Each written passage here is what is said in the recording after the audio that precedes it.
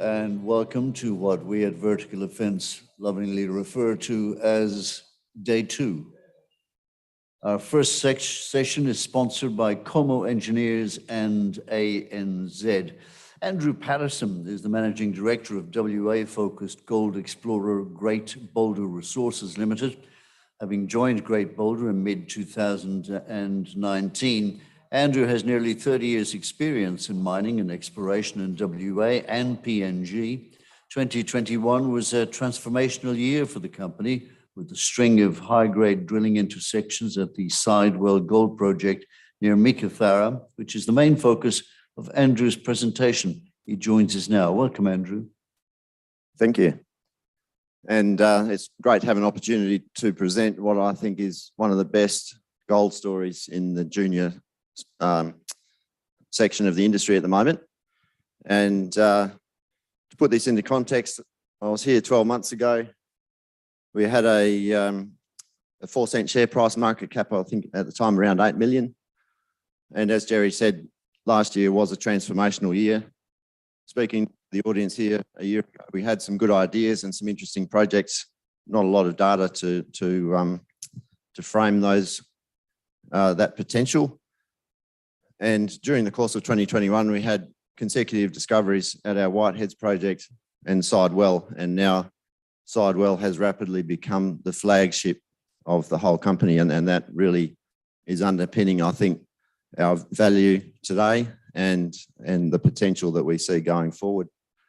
So given that time is limited, I'll mainly be talking about Sidewell, and I will refer people to our recent announcements and also to our website for information on the other projects.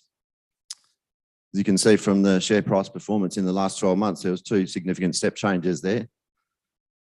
The first one in May being those 2 discoveries at Blue Poles at Whiteheads project and at Sidewell, where we hit some extremely high grades there. I think that was the first use of the word bonanza, so that was pretty exciting.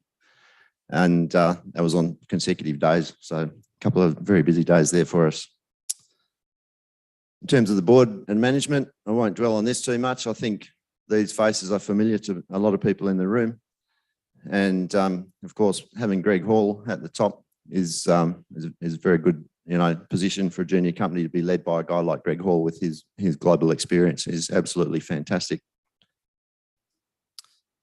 But moving on to Sidewell. So going through the high level where, what, why, and the location is one of the major advantages of this project, apart from the fact that it's bloody big and high grade. So we think it's really ticking all the boxes. So it is literally right next door to Meekatharra. It's a 10-minute drive from our accommodation to the rig. And we're near the Bluebird Mill and Westgold's Central Murchison operations.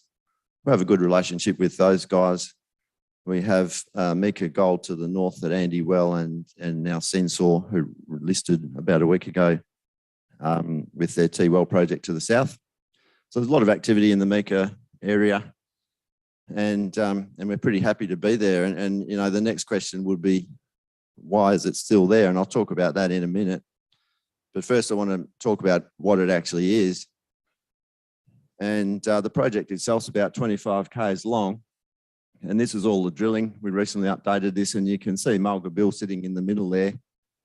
And, on the scale of that image being 25 kilometres from the top of the tenement to the bottom, Mulga Bill is huge.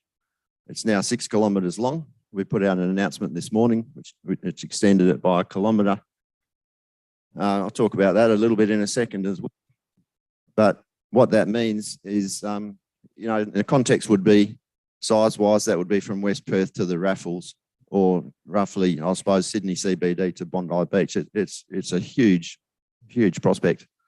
And we've got a lot of work to do, but within that, we've already drilled some targeted RC drilling over about 1 kilometre. RC intersections up to 150 grams a tonne. Our best result of 14 metres at 36. These are really eye-catching numbers. It's a very complex system. We're still figuring out all the geometry. We still don't know exactly what's going on there, and we still can't classify exactly what sort of an ore body it is. but we know it's a big one. I've come out publicly and said we think there's more than 1 million ounces there, and that's what we've scoped our field activity towards. Zooming in on where we do have these high-grade hits, this is really the section we've done all the RC drilling so far. You can see some of the numbers there. And, you know, I think now we've used the word bonanza 3 times, and probably need to hold off on the hyperbole a little bit, but obviously I could report grades like that all day, every day, and I'd never get sick of it. So it really is ticking the boxes in terms of size, high grade, location. It's a pretty awesome project to have. Getting into the technical side, really it's a type of intrusive related gold system. What that means is we have bismuth as a really, really strong and widespread pathfinder element. The significance of bismuth, apart from its association with gold, is the fact that it's stable in the weathering profile. So we are dealing with a leached deep weathering profile. Bismuth stays behind in the weathered rock, so we can use that as a very reliable pathfinder and drill underneath it in the fresh rock, and we're finding gold pretty much all the time. The correlation there is fantastic. We're using Scott Halley extensively for advice on this project, and Scott's actually so excited about it. He's been working on it for free now for 12 months. That's pretty unusual. Scott is trying to retire, so he just can't keep away from this one, and we're very, very happy to have him on board. But talking to Scott about it, he said there are actually no analogues in the Archaean in Western Australia. He's never seen an ore body like this in Western Australia. The way he described it, he said it would be more at home in the East Lachlan Fold Belt, or even in the Golden Quadrilateral in Romania. It's a very unusual system. It's like an intermediate sulfidation epithermal, high grades, which would typically be over some sort of porphyry at depth. We haven't seen that, but we've certainly seen plenty of these high grade vein structures. And this is the map that we put out this morning, and you can see that dot down the bottom. That's a kilometre past any previous drilling. That hole, an air core hole, finished in 24 gram dirt, and that's actually our second best air core hole in the whole project. And to put that into context, the best one was right up the north end where we drilled 14 metres at 36. That was under or next to a very high grade air core hole. So we'd be pretty happy to repeat that success. And we're now drilling the row of white dots on the bottom of the map. We've finished that fence, and we're actually just off the map a bit further to the south again, which would be about 8 kilometres by the time we finish that row of holes.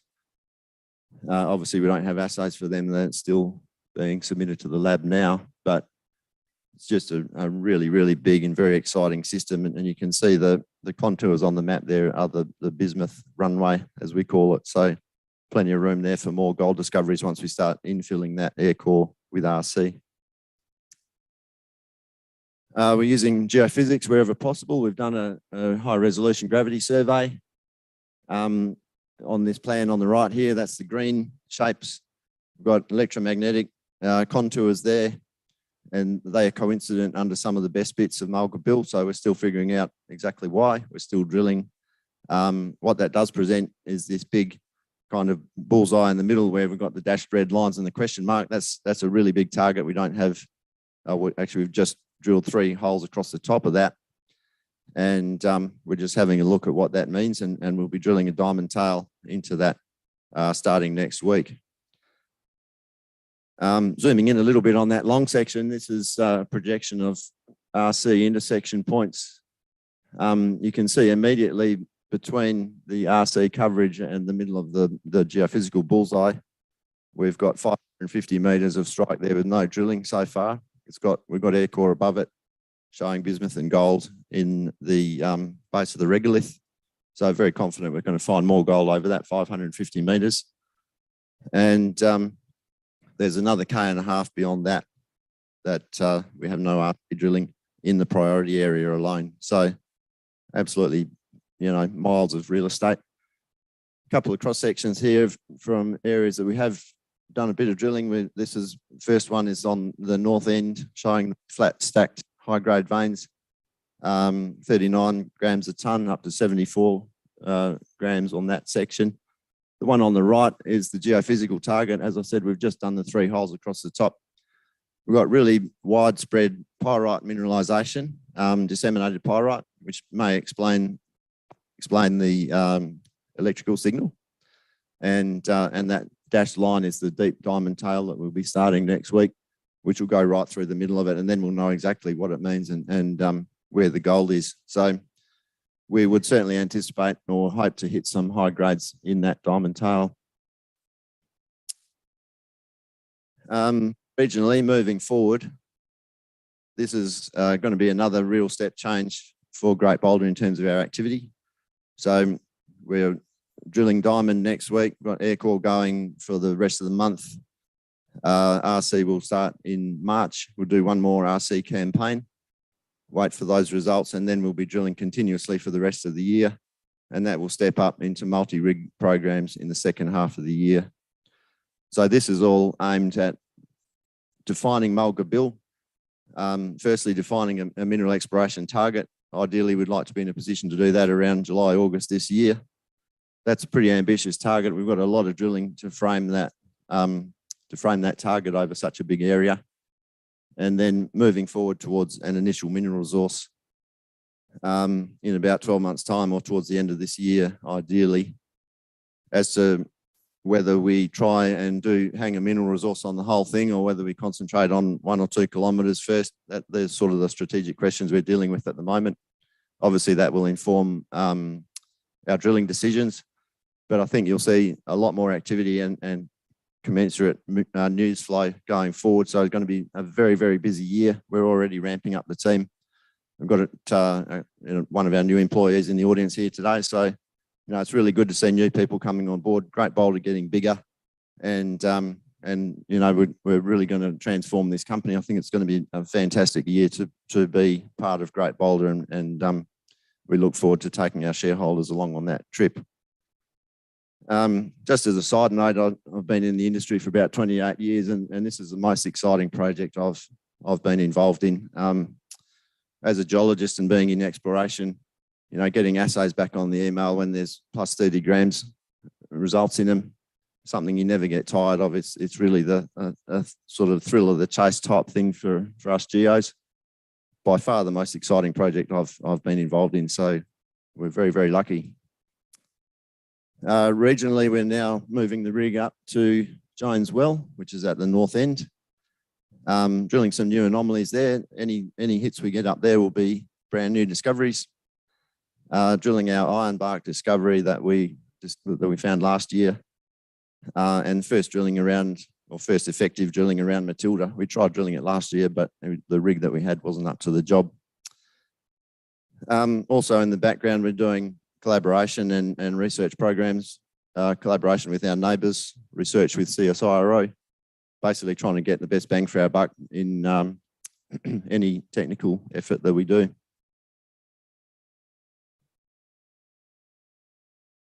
Moving on, our other projects, very briefly, Whiteheads near Kalgoorlie. Now, this is a really great project in its own right. But unfortunately, it's playing second fiddle to Sidewell for obvious reasons. But at Whiteheads, we have broad, coherent gold in soil anomalies, heaps of drilling targets. We made one small discovery there at Blue Poles. And that's supergene hosted mineralisation over about 450 metres of strike, moderate grade, and we think that's probably around 45 to 50,000 ounces. We haven't done a mineral resource on that, and we're just using that as a building block for the rest of the projects. There's a lot of potential along strike, and we're still working on that in the background moving forward. And then Wellington's a real sleeper. We identified this project 2 years ago and applied for it on the back of Rumble's work in April last year. And we're very open about the fact that we've closely followed what Rumble are doing, and we talked to them. They're a really smart bunch of guys. Our project is definitely not nearology, though. As you can see, it's about 100 kilometres away from Rumble and Strickland. But we really like what we're seeing there. We've got a fantastic geochemical anomaly, which is all based on geol survey regional data. And underneath that, we've got this huge northwesterly structure coming up from the greenstones at depth. And that'll be one of the key regional features for concentrating mineralizing fluids. So we're aiming to be active on the ground there in the second half of this year. I've told our native title lawyer that we want to have those tenements granted by the 1st of July. So that's his kind of target. And we're currently negotiating heritage agreement. So that's all moving forward quite nicely. Has taken a while, but to be honest, it does in that part of the world. And it's a very big area. That red polygon is about 60 kilometres from one side to the other.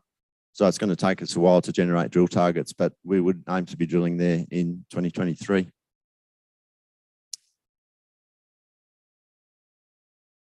So, the last question is why? I think at the moment, Great Boulder has a market cap of around 50 million.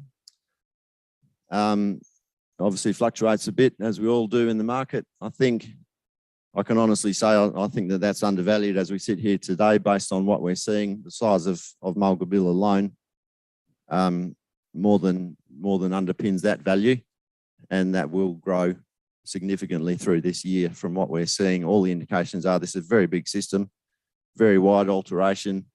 We haven't even seen the edges of the Mulgabill alteration system. That's how big it is, either east-west or north-south. It's really open in all directions. And as I said, Wellington, when that comes online, as you would have seen from the transformational experiences of Rumble, Zenith and Strickland, one good drill hole at Wellington could change things entirely. So a couple of really key things going on there, moving through 22 and into 23. So thank you. Appreciate the audience today. And as I said before, great time to be in GBR, and it's a pleasure to present the story. Thanks. Thank you, Andrew.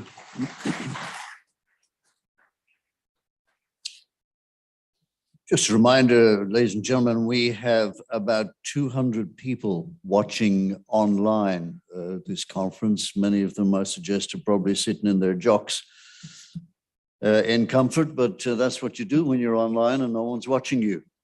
Horizon Minerals is an advanced gold and critical metals explorer with assets in the Western Australian Goldfield and central North Queensland.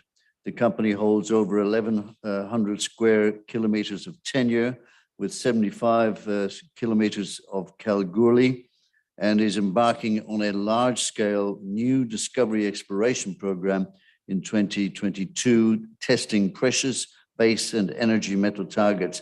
Managing Director John Price is a metallurgist and mineral economist with over 30 years experience in gold and advanced minerals. John, welcome to the program. Thank you very much, and good morning, everybody, and thanks for taking the time to get an update on the Horizon Minerals story.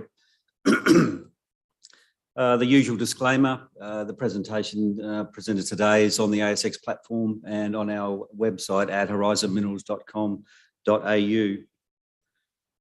So Horizon Minerals, Minerals Explorer, we've got an extremely large land package, all within 75-kilometre radius of Kalgoorlie, Boulder in the West Australian goldfields.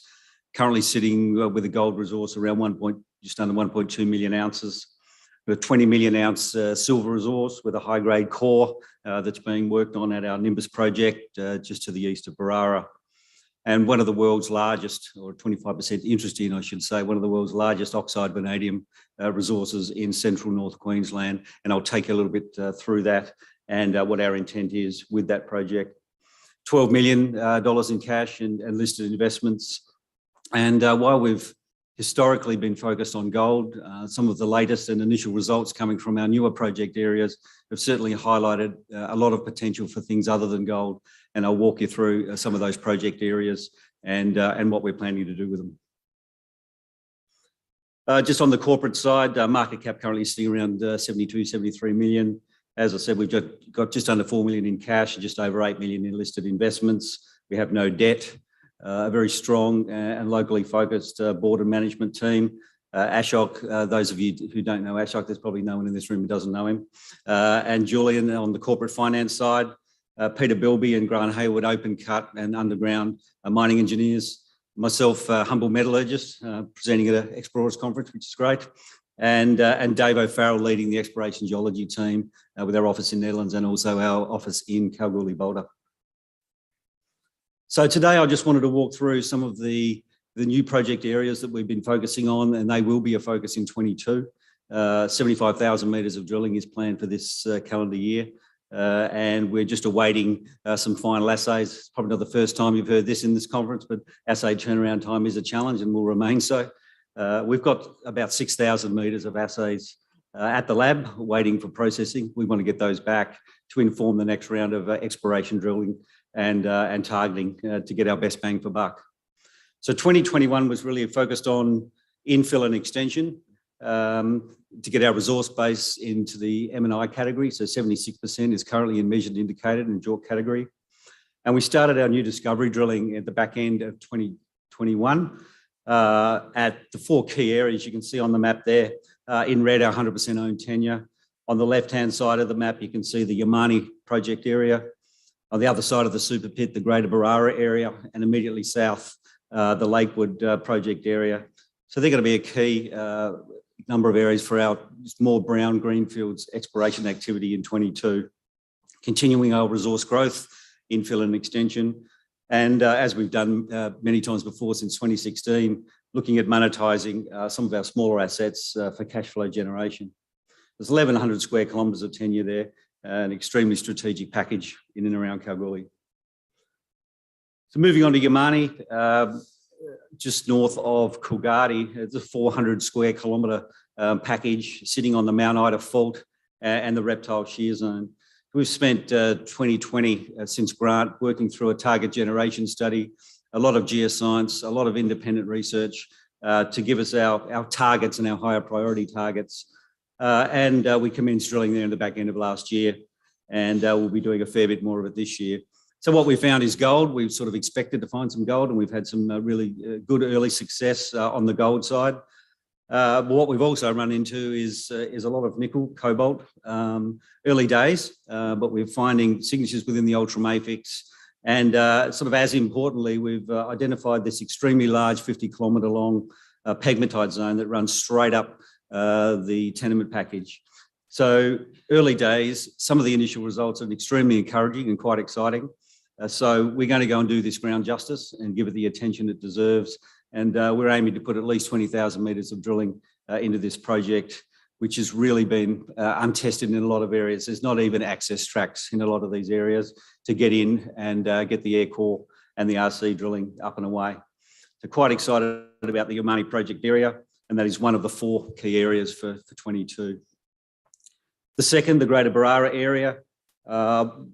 Our attention now turns from our large gold resource of Barara and the silver project is to really be looking for the newer areas, the extensions from the north at Kanowna down to the south at Golden Ridge. Some of the drilling completed down at Golden Ridge. You can see some of the assays there, fantastic results.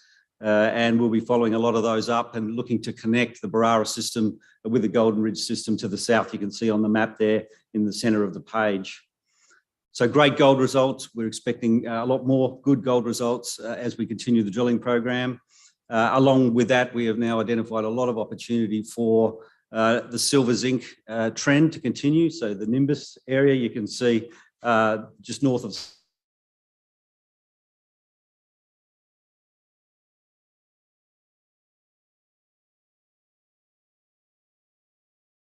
'22. Further to the south and to the west of Golden Ridge, we're hitting highly magnetic ultramafic areas. We want to go and test those. There's certainly prospective for nickel sulfides. With our friends at Metal Hawk to our east that have the nickel rights over our Cannon property, we're certainly going to have a bit of a look for multi-commodities across this extremely large package and so close to Kalgoorlie, 15 minutes and you're there. Lakewood is early days, just to the south of the super pit. So there was a number of historic anomalies there that need to be followed up and tested. Seismic work, geochem, geophys work has been done and targeting. So we're looking at getting the air core rig out there again in 22 to start testing some of these higher priority targets. and again, in an area that hasn't had a lot of exploration beyond gold in other commodities. So we're going to be we're doing all of that. Our Kestrel discovery from last year, you can see on the long section there, some fantastic discovery results in the northern section of Kestrel, and a big gap in between. So where do you think we're going to be drilling? You can see the dots. We're going to be going and looking to join these up along strike and particularly at depth at Kestrel. So some fantastic mineralisation, excellent continuity, good widths, good grade, and we'll be continuing work on Kestrel in 22. On the resource growth side, as I said, just under 1.2 million ounces of resource. We've got 76% of that in the measured and indicated category, 7 core projects.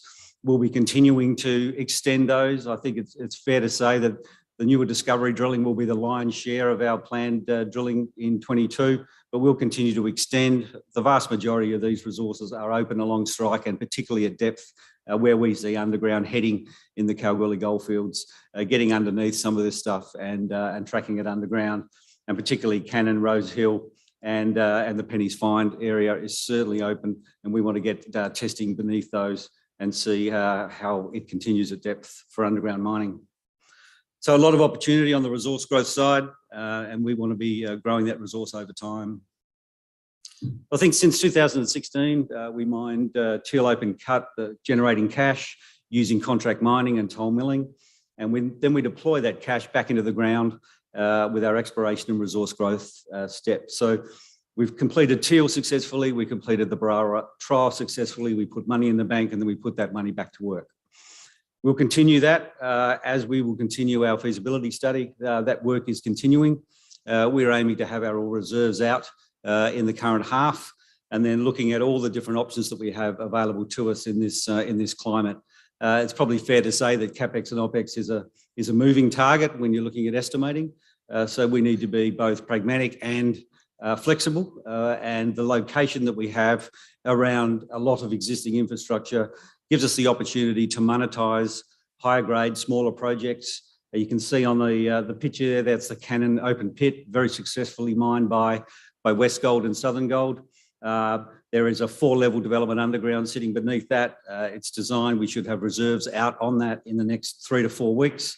And that's a great opportunity for us to again turn these things into money and then get that money to work for us, funding our exploration and resource growth programs. So we've done it before, we can do it again. We've got great relationships with the third-party toll milling guys and all of our neighbours in the Kalgoorlie region. Our listed investments are currently sitting around 9 million across about 5 or 6 different shareholdings, and we'll start to move some of that stock with the companies that we hold, and making sure that we don't do anything negative on their side, but moving some of that stock, turning it into cash and using that for funding over time as required. I want to spend a little bit of time on vanadium. The project is a monster. I think the first reserve that we put out at the Lilyvale project is about 120 years of life, and that's just 1/10 of the area. It's a 1.8 billion tonne resource.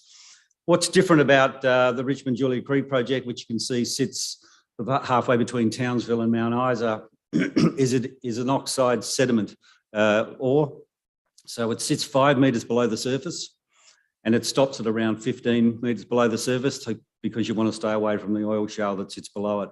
So you're talking about an extremely low strip ratio, strip mining exercise, concentration of the vanadium, which sits at about 0.4 to 0.5% in ground. We can concentrate that material at site with a relatively straightforward screening and flotation plant, and that'll get us to about 1.8 to 2% vanadium pentoxide con. And then we move to a very conventional downstream processing pathway, delivering the 98.5% vanadium pentoxide product, flake product. When we started work on this project, vanadium price was about $2.80 a pound. I think yesterday it hit $10.40 a pound.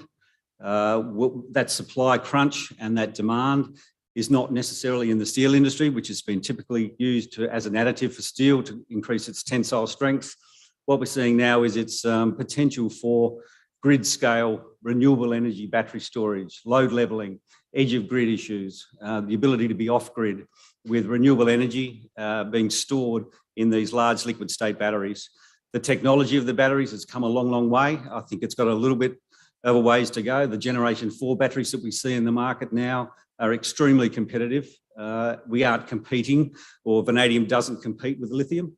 I see a future where our lithium-powered cars and our laptops and our phones go home and they get plugged into a vanadium battery that doesn't really run your house. It runs your suburb as a battery storage system on a very, very large scale. So the technology is getting better and better. If we're sitting on the lithium curve 6 or 7 years ago, if you don't know a lot about the vanadium space, I'd certainly encourage you to have a look at it. On our project at Richmond, what are we doing? Our intent at the moment is to spin our 25% out, join it up with our joint venture partner RVT, and list the project on the IPO in the next 5 to 6 months. For Horizon shareholders, that means shares to you through an in-specie distribution. That is our intent, to give back a percentage interest in the new project, and also preferred or preference in the IPO coming up in 5 to 6 months' time. So as a shareholder, you'll get exposure and participation and opportunity to be part of this world-class vanadium oxide project. The JV partners have done a fantastic job with progression of the PFS. That's out in the market. Have a read of it. CapEx and OpEx, when compared to the large titanomagnetites, it's about a third to a half of the cost in CapEx. And the operating cost in the PFS was about $5.60 a pound. So very, very good margin if we're producing, as we intend to, around in the PFS is around £30 million a year. Very, very significant project. And our plan is to give it its own life with a dedicated team, dedicated group. We're gold people in Kalgoorlie. So we want to put a dedicated team in place. The flow sheet is developed. The technology that was applied in the Hunan Research Institute in China has developed not only the cons plant, but the downstream processing flow sheet. So we are advancing through to bankable feasibility study in the next 12 months, and then moving through this project into a listing and into a development decision in 2023. Very, very exciting, and a new emerging energy metal, and technology is certainly getting better and better every day. On the Nimbus side, as I said, 20 million ounce resource. We've got a high-grade core here. The feasibility work on Nimbus will continue around that high-grade core. The key for us is concentrate generation, making a con silver zinc, and then getting offtake for that silver zinc. We'd like to be out looking for another couple of lenses. You can see some of the grades there, spectacular. The silver runs about 770 grams a tonne, and zinc's running around 13%. So we'd like to see a little bit more of that in tonnage, and then progress that through its feasibility study stage through 22 and 23. Even though we're a fairly junior company, we take our ESG responsibilities very seriously. We've started that journey. We've done our gap analysis, and we'll continue to work through that. And our aim is to publish our first sustainability report in 22. So there's a lot going on, and there's a lot of balls in the air. A lot of experience within the group, and with our joint venture partners at Richmond. A strong and growing gold resource. We've got a great opportunity to be exploring for multi-commodities in multiple new project areas, and that's going to be a big focus with our 75,000 metre program. Near-term cash generation potential. We've done it before. We're looking at doing it again. We can mine, we can mill, and we can turn it into cash and get that cash to work. A lot of opportunity around, and great exposure and optionality for our shareholders to be exposed to gold, silver, zinc, base metals, energy metals, and participation in Richmond. So with that, come and see us at the booth 83, and the guys can explain it further if there's interest. Thank you for your time. Thank you, John. Getting a bit of reaction from people who are watching online, which is good. It's nice to know that they're participating.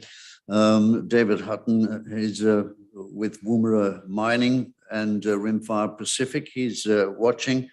And who was the other one we had from? It was Chrissy. She said, tell Jerry I'm nude.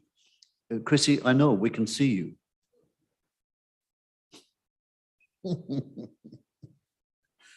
Moving right along. Adam James is Exploration Manager with Nexus Minerals. Nexus is rapidly advancing its Walbrook Gold Project in the Eastern Goldfields of WA. To tell us more, we're joined by Adam Janes. Welcome along, Adam. Good morning, everyone. Thank you. And as introduced, I'm Exploration Manager for Nexus Minerals. Unfortunately, Andy Tudor couldn't make it this morning owing to quarantine requirements associated with travel. And talking about transformational success, 2021 was a great year for Nexus as we made what we consider to be a material new discovery at our Crusader and Templar prospect out at the Walbrook project here in the Eastern Goldfields. And already now in 2022, we've made a lot of positive headway on the project. We've got a 48-man camp mobilized, operational. We've got multiple diamond rigs, multiple RC rigs turning. We've got our on-site technical facilities set up, commissioned, and we've got active strategies in place to build and retain human capital within the organization, which is a struggle at the moment. We've got our charter flight as well set up, supporting the operation. That's mitigating the risk of COVID entering the site, and we've got a management plan in place to try and protect our people and protect the operation so we can continue to push forwards up there. So there's been a lot of positive headway over the last 6 weeks, and it's a pleasure to take you through the project in a bit more detail. Disclaimer there for you. So looking at the company snapshot, and 289 million shares on issue at the moment for a share price of around 37 cents and a market cap just north of $100 million. And as I mentioned, last year was a great year, and that share price really did very well. And a lot of the interest in the stock was actually driven by technical professionals who are familiar with the area and basically looking at the photos of the core from site and saying, you know, wow, what we're seeing here is analogous. It's so similar to the deposits that we see north and south of us. And they really recognized opportunity and value in Nexus. And that's just continued to build. So it's not a typical overnight success. It's been 8 years in the making. And it's a privilege to work on it. Current cash in the bank, $22 million, and confident with that and the operations at the moment, we're in the best possible position to really push forwards. Board and management team bringing over 100 years of industry experience. They're 100% committed to this project, as is the exploration team, and really making it the best it can be. So privileged to be part of that.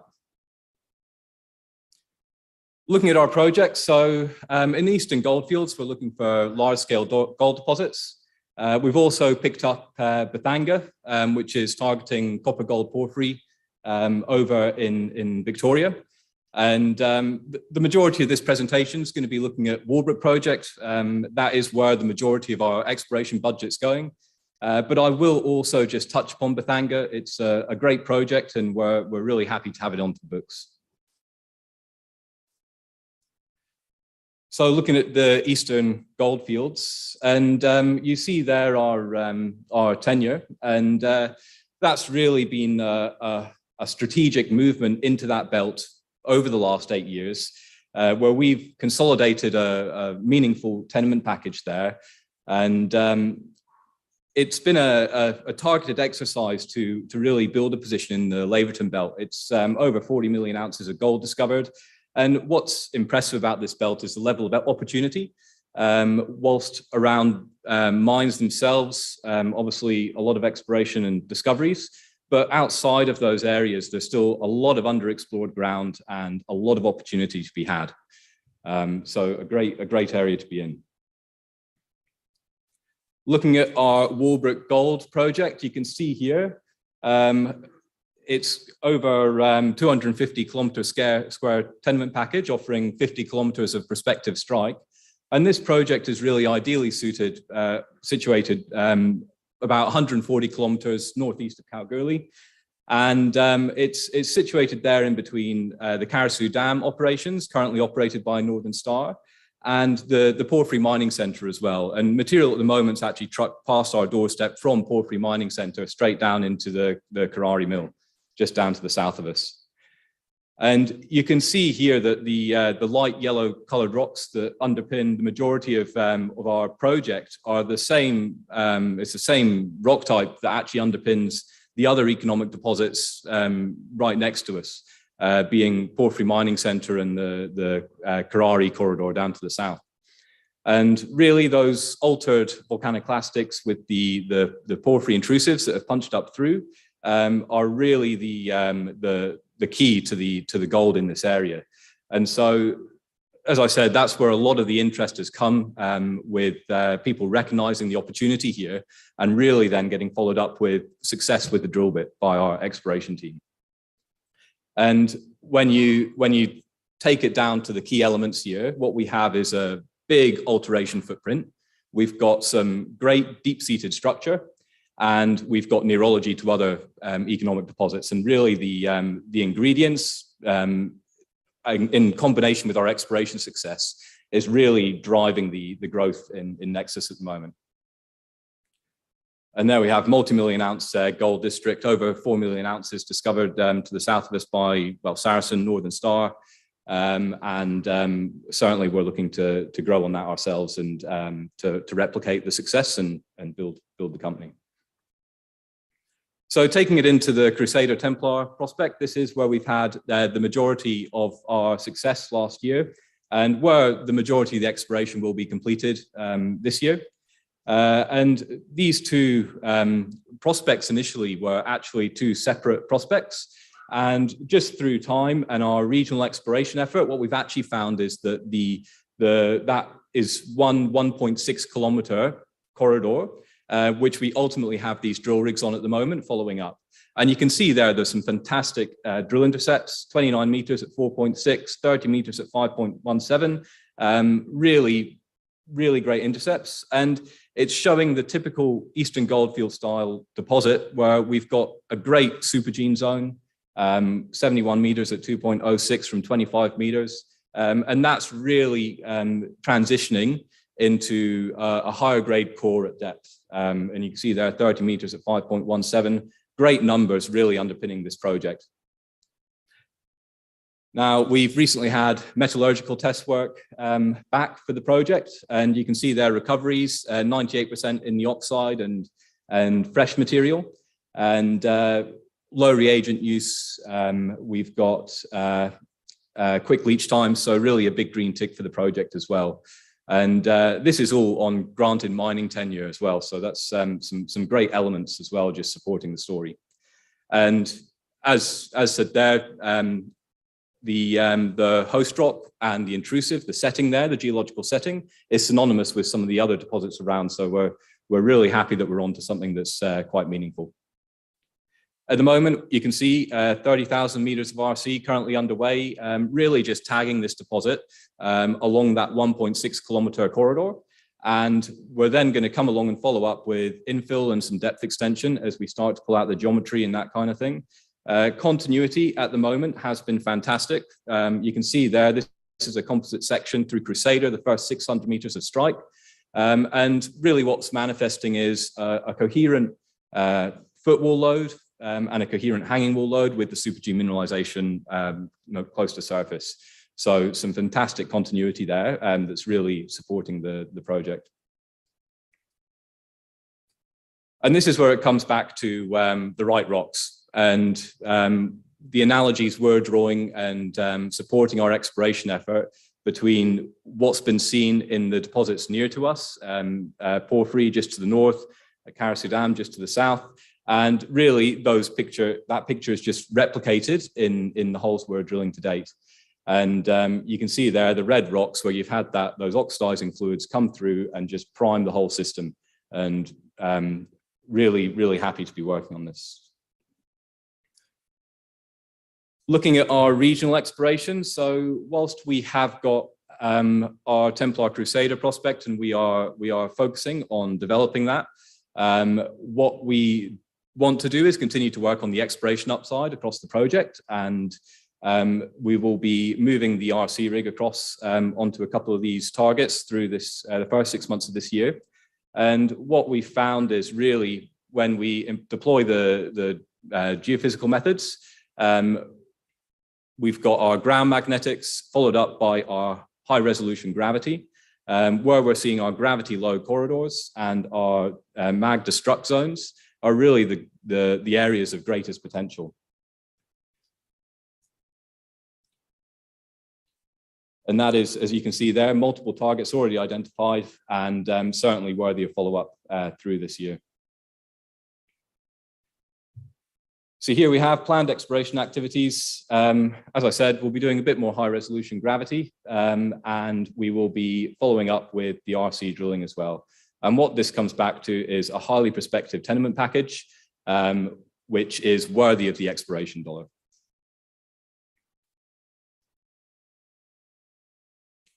So moving across to Bethanga, and as I said, new onto the books, and I do want to just touch on it very quickly.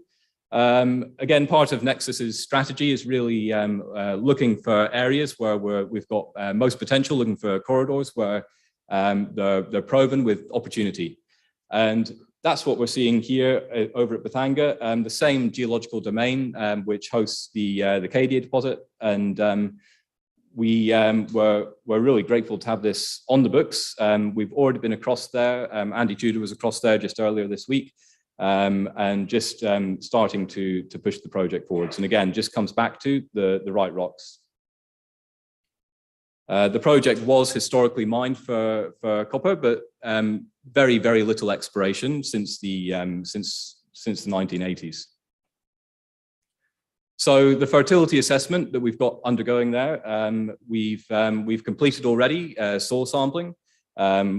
We've undertaken some geological mapping. We're working on the air mag and getting an interp sorted for that. Ground magnetics will be underway from middle of this year once we're sort of out of the fire season over there. And as said there, the option was exercised over the Christmas period, so now 100% Nexus, so great things. Looking at our exploration program, so this just gives you an idea of what we're expecting. Most of the exploration effort, obviously, at our Walbrook Gold project.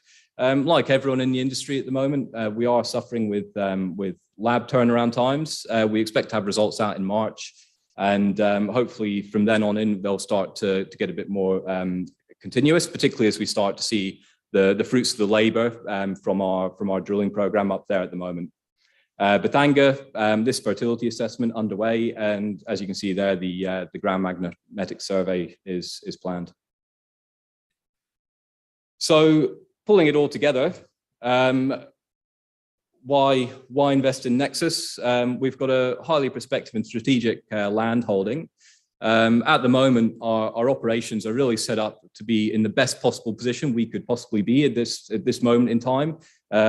Well funded, $22 million of cash in the bank, multiple drill rigs operating at the moment on Walbrook project. We've got a highly skilled technical team who are committed to pushing the project forwards. Yeah, we're very much looking forward to seeing the fruits of that labour through this year, and really leveraging on the growth we saw last year. Over in Victoria, another great project, great to have it on the books. Again, the right rocks, great corridor, and yeah, we're looking forward to seeing what comes out of that project. Experienced management team who will be looking forward to supporting the exploration effort through this year. If you're of interest, please do come by and stop by the booth. I'd be happy to take you through the project in a bit more detail. Me and the exploration team are there, so please do stop by. Thank you very much.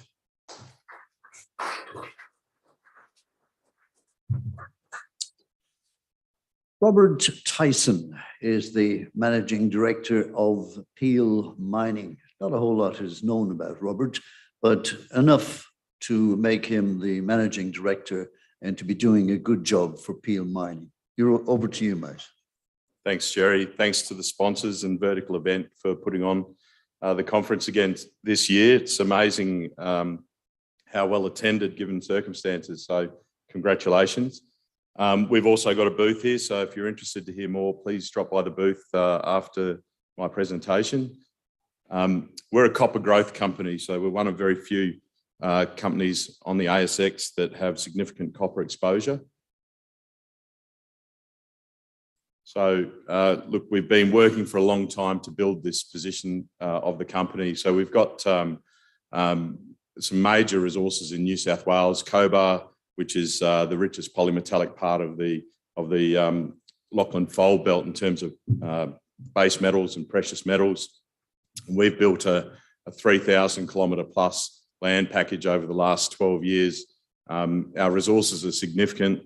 We've got around 15 million tonnes, which we've put together from scratch over the journey that we've been there. But our priority is very much on copper. And so the Wirlong and Mallee Bull deposits, which constitute around 9 million tonnes at about 2% copper, are our focus. We're very close to the CSA mine, which is in play at the moment. And there was some news on it yesterday that they're down to the final bids on the table, I believe. And our aim is essentially to build a 10-year mine life at sort of 20,000 tonnes per annum copper production or better. We've got fantastic metallurgy, which is a common feature of copper in the Cobar Basin. So CSA's concentrates are renowned for being some of the highest quality in the world. And certainly we're seeing the same things with our mineralogy and concentrate products. And during the year just gone, we've been relentless in drilling out our resources to really get our deposits to a point where we can undertake significant study work. Some of those results we reported recently, but the copper results we've reported over the last year or so have been outstanding on the whole. Certainly that headline number, 58 metres at 5% copper, is a rare report these days. The top three are from Mallee Bull. The next three are from Wirlong, which is our budding copper discovery that is growing as we speak. So company overview, we've got about 400 million shares on issue, or 420 I should say, after around 15 years listed life. So we've kept our issued cap quite tight over the journey. End of December, we had just under $6 million cash. Hampton Hill and Associates, who are well regarded as value investors, are our number one shareholder. St Barbara Limited is on our register also, and Paradise Investments also there. Directors with plenty of skin in the game, and we certainly always chip in when we're passing the hat around for rights issues, etc., to the best of our ability. Board of directors, four-man board, Jim Simpson and myself, technical, certainly Graham Hardy and Simon Hadfield, terrific stewards with great commercial background over the journey, has served us very well to date. And Jim, mining engineer, so speaks to our aspirations to become a mining company. Copper, look, I won't go on about this for too long because I think most people understand the fundamentals. But in short, we're not replacing what we're consuming in a global sense. And the predictions are we're going to need a lot more than what we're using today over the decades ahead. So it's a metal that's got a great future and we're heavily exposed to it. So the South Cobar project, as I mentioned, we've got just over 3,000 square kilometres of tenure.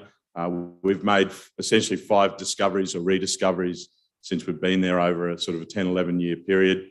And from beginning, when we started with 0 resources, we've built up over 15 million tonnes of resources. And that speaks to obviously the fertility of the rocks that we're looking at and the success rate of our exploration.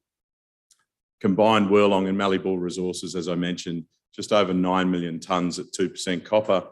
And Wirlong and Mallee Bull, we see huge upside in terms of what those deposits can turn into. Certainly Wirlong in the near term. We're very keen to get back into there and grow that resource because we see abundant opportunity. We also have some very strong zinc polymetallic type mineralisation at Southern Nights, around 6 million tonnes there as well. So essentially we've got our foot on some fantastic assets and they're all within cooee of one another. We also own 2 properties, around 32,000 acres of land in the Cobar Basin. We purchased one just before Christmas and that settlement's still to happen. But we've got our foot on the 2 key deposits of Wirlong and Mallee Bull by securing those Western land lease tenures. This is our track record, and they say the trend is your friend when it comes to investing, and certainly our resource growth is showing that starting from zero, and you can see when we arrived in Cobar back in 2010, we've been able to consistently build our resources, and in the process, particularly building our copper resources. So we've got about 180,000 tonnes contained copper within our resource base at the moment, within that 15 million tonnes of resources. But we certainly see the opportunity for this chart to keep moving in that direction. The Wirlong and Mallee Bull copper deposits at a resource level look like this. So just under 2.5 million tonnes at Wirlong today at just under 2.5% copper. It is one of Australia's highest grade, if not the highest grade, sort of pure copper deposit that isn't developed already. Obviously, CSA up the road runs at around 4% through the mill. Mallee Bull, about 2.6% copper equivalent at our last resource with about 6.8 million tonnes and about a 1.8% copper headline number there. Both of those deposits are open in all directions pretty much. And at Wirlong, we've been drilling there a lot over the last year, and we've got a large amount of copper intercepts that currently are excluded from our mineral resource estimate. So we see plenty of upside. So we believe our deposits are analogous to CSA. There's no question. They're Cobar style systems, hydrothermal breccia, very pure chalcopyrite mineralogy. But you tend to see these sorts of, I guess, signatures to these deposits, subvertical in nature, very similar structural settings in our deposits and certainly CSA, multiple stacked and usually subparallel lenses. And the grade of our deposits is certainly comparable also to what CSA started life as at around 2 to 3%. CSA initially took about 50 years to get about 200 metres, 200 to 300 metres below surface. In the 1950s and 60s, they started some exploration drilling and discovered hidden lodes that really has propelled the mine to where it is today. And it's consistently in the top 5 to 10 sort of high-grade copper mines in the world. And it was in the Australian yesterday that apparently a couple of well-known West Australian company, or one West Australian, one South Australian company, Oz and IGO, are in the final run to try to secure that asset. So we look forward to seeing the outcome. But they're certainly talking about $1 billion sort of plus for that asset. And it makes us wonder what ours are worth, to be honest. We think ours have every opportunity to turn into those sorts of deposits in the future. One of the great things, as I mentioned, about working in this part of the world is metallurgy, and particularly our copper deposits. They are amongst the best in the world. I was talking to our metallurgist yesterday, and he said it's pretty much as good as you get. We produce ultra sweet concentrates, really, the products, the test work that we've done today. So we see that we should be able to achieve plus 95% recoveries to plus 32% copper cons. So that's what the smelters want, very few impurities, if any, and we can get there simply and easily. It wants to float readily, and both deposits are like that. Mallee Bull has a hanging wall lode that's more pyritic, and the recoveries on that are slightly lower, but overall that project still delivers greater than 90% recoveries to around 30% copper con.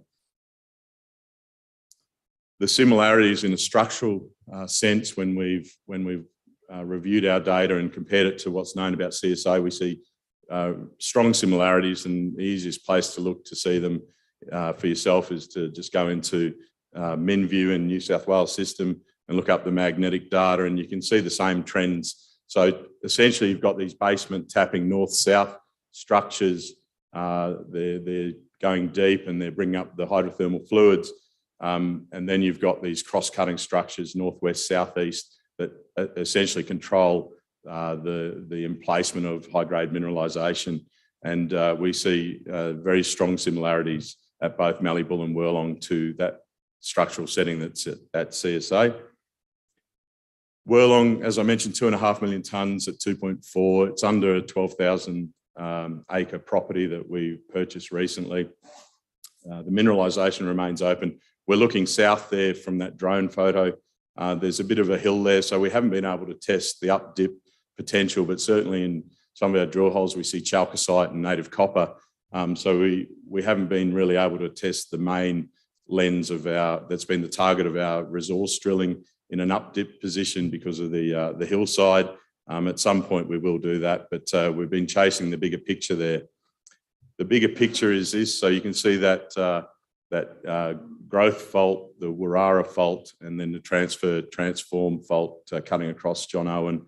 And where they coalesce is where essentially we're seeing some of the better mineralisation show up. We've been very focused on the main zone, which was a gravity anomaly that essentially took us there.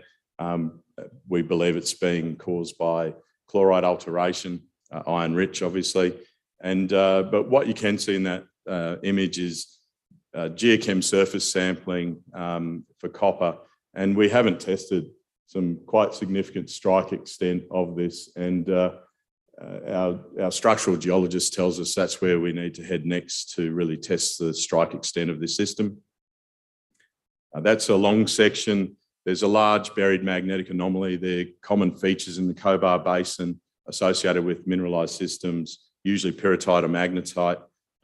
Again, we've just sort of touched the top of this magnetic anomaly, and it seems to be associated with the mineralization that we're seeing. And we see good potential, as I said, to expand that. The immediate growth opportunity is essentially highlighted by that balloon. All these mineral intercepts that pop up there are within that balloon, but not included in the existing mineral resource estimate. And we believe that'll constitute an upgrade to that resource, a readily achievable one. We also see some really broad intercepts, 205 metres at 1.4% copper within this drill hole just here. And that does make us wonder about the potential for a large-scale opportunity at Wirlong. Mallee Bull, we own the land there as well, 20,000 acres. It's a classic Cobar-style system, returns some beautiful drill results, assay results just around, just after Christmas. In the last couple of weeks, we've got them. So 58 metres at 5% copper, 37 at, I think there was one there, 37 at about 3.7. So we've had some terrific results from this deposit, but it's a chute-like system and it remains open along strike and down plunge. We did some magnetic inversion modelling going back a number of years ago when we first discovered Mallee Bull. And there is a large magnetic anomaly that's sitting under the axial plane of the antiform that Mallee Bull sits on a fold hinge of. And we really don't know what's causing it. It's also got a coincident conductors down there. It's deep, but it offers obviously a very large scale opportunity. I'll race through our zinc and polymetallic deposits, but look, they're very good deposits, both of them. Mayday, we've only scratched the surface. It's an outcropping gold system, but it's a VMS, so polymetallic. But Southern Nights is a large-scale VMS system. So we've got just about 5 million tonnes there at around 7% combined lead zinc, or zinc lead, I should say. And the zinc price is obviously very, very strong, and we do like where it's headed. But this essentially back-ends any development scenario as we progress to it. That's what it looks like in long section, and it's open in all directions. And we think there's also possibilities of structural offsets.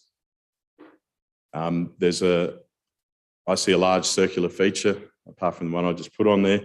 But we think that there's a lot of untapped potential there.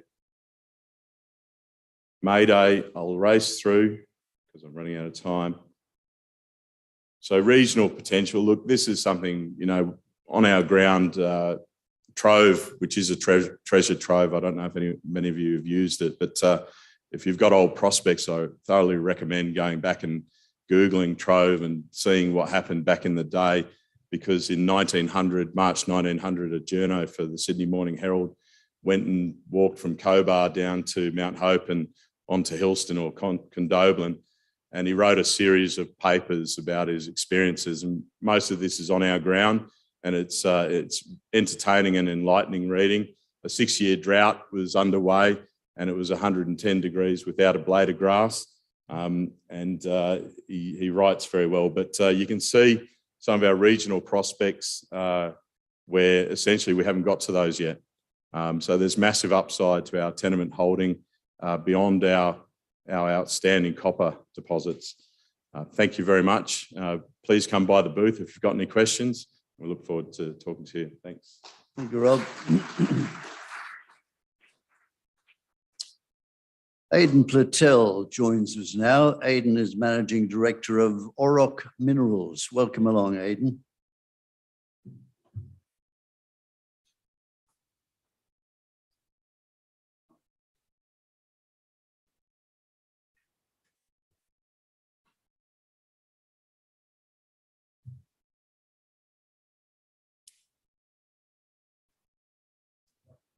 Good.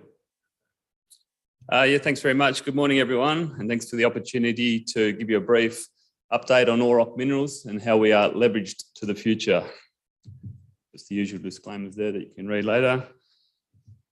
So what are we all about at Auroch Minerals? Well, we have a very clear two-streamed approach to our strategic portfolio, and that is to recognise value from the development of our existing resources whilst we look to create further value from exploration success via new discoveries. Just to elaborate on that a little, we have existing high-grade nickel sulfide resources across our 3 projects in Western Australia. With Saints in particular, we've initiated scoping studies. We have a JORC 12 compliant resource of over 21,000 tonnes of contained nickel at a high-grade 2%. And at the other 2 projects, Nepean and Leinster, we're really looking to upgrade those resources into a JORC 12 compliant resource later this year. So in that sense, we're really looking to push forward those existing resources towards development and potential production, and in that sense, be leveraged to the strong nickel price. In parallel to that, we obviously have our exploration focus. We have really high potential targets for critical future minerals, including nickel, copper, cobalt, zinc, and lithium across our whole portfolio. And we have a very strong, experienced exploration team to really drive some aggressive exploration programs and make those new discoveries and create further value for the company. And just to touch on those critical future minerals, and I won't go into this in too much detail as there are other presentations at this conference about these, but obviously it's really about the future renewable energy sector. Obviously, a big part of that is the electric vehicle market and the batteries that they will require. And that's really key to our focus, our main focus in Western Australia on our nickel sulfides, which obviously contain that tier 1 nickel products, but also contain significant amounts of copper and cobalt and PGEs. But further to that, EV market in the renewable energy sectors is obviously involves solar. And in addition, so zinc is pretty critical to the solar energy sector. And in that sense, that really underpins our exploration focus on our copper zinc projects in South Australia. So a quick overview of our corporate structure before I get stuck into the projects. At our current share price of 12 cents per share, we're around a $43 million market cap with roughly 360 million shares on issue. We have $9 million cash in bank, so we are well funded to progress our programs throughout the year. And really that does leave a pretty cheap EV, I guess, when you consider the quality of our exploration projects and also the in-situ value of our existing resources that we've already defined. We've made some changes recently to our board. We've brought on Mike Edwards as Executive Chairman, which really rounds out the skill set of our board. So we have a very strong, experienced and high quality board and senior management to really drive our projects forward. So looking at our projects and first looking at our nickel sulfide portfolio in Western Australia, all 3 of our projects are located in the Northern Maloona Greenstone Belt. So it's a tier 1 jurisdiction for nickel sulfides.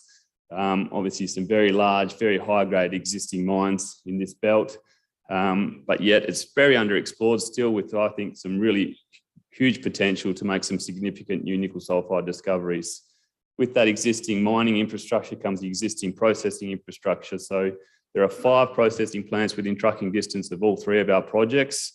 And in that sense, it really allows us to push forward our existing resources into production and potential production, development and future production. And it's really quite a unique setting, globally unique setting in that sense, where we can take relatively small but high grade shallow resources and look to generate value and be leveraged to the nickel price through that toll treating arrangement, whilst we explore for new exploration success and nickel sulfide discoveries. So looking in more detail at these projects, starting with our Saints Nickel project, it has our largest and most advanced resource, being a JORC 12 compliant resource of over 21,000 tonnes of nickel at a high grade 2%. Based on that, it starts very shallow. It's within 40 metres of surface. We have fresh primary sulfides. So really, we've kicked off a scoping study. We're well advanced into a scoping study on our Saints project already. And at current nickel prices, it's looking pretty attractive. So we do expect to have the results from that initial scoping study midway through the next quarter, pending results from labs and metallurgy.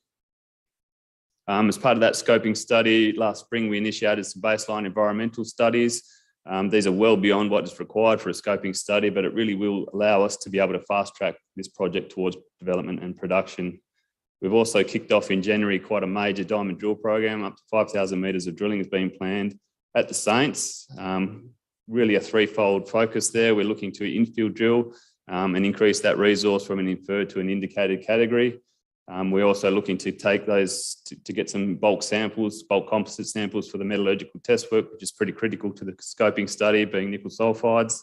But as part of that as well, we do have some exploration drilling, some extensional drilling outside that existing resource, and particularly down plunge beneath St. Patrick's and St. Andrews, where we can see some significant potential for further mineralisation. Most of the drilling to date, nearly all of the drilling to date, has been focused on that first 350 metres from surface, which in Kambalda style nickel sulfide mineralisation is pretty shallow. And so we really can see some great potential down plunge to get onto that feeder channel mineralisation beneath the St. Patrick's and St. Andrews channels, and through that really add some significant tonnes to our resource.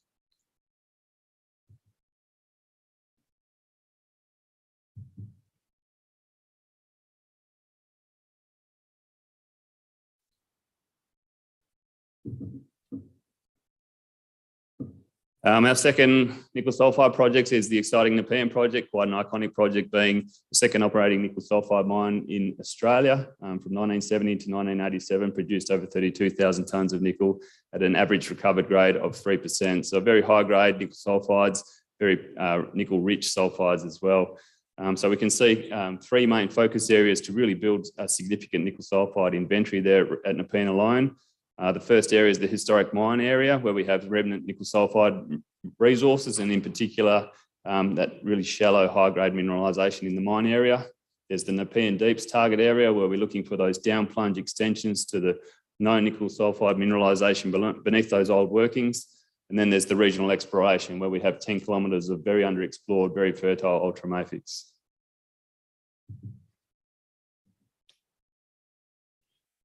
Looking first at that historic mine area, and you can see there from our drilling last year, some of our results there, some very thick, very high grade nickel sulfide mineralisation within 50 metres from surface. So it really does lend itself to a potential open pit mining scenario where we could generate some significant early cash flow.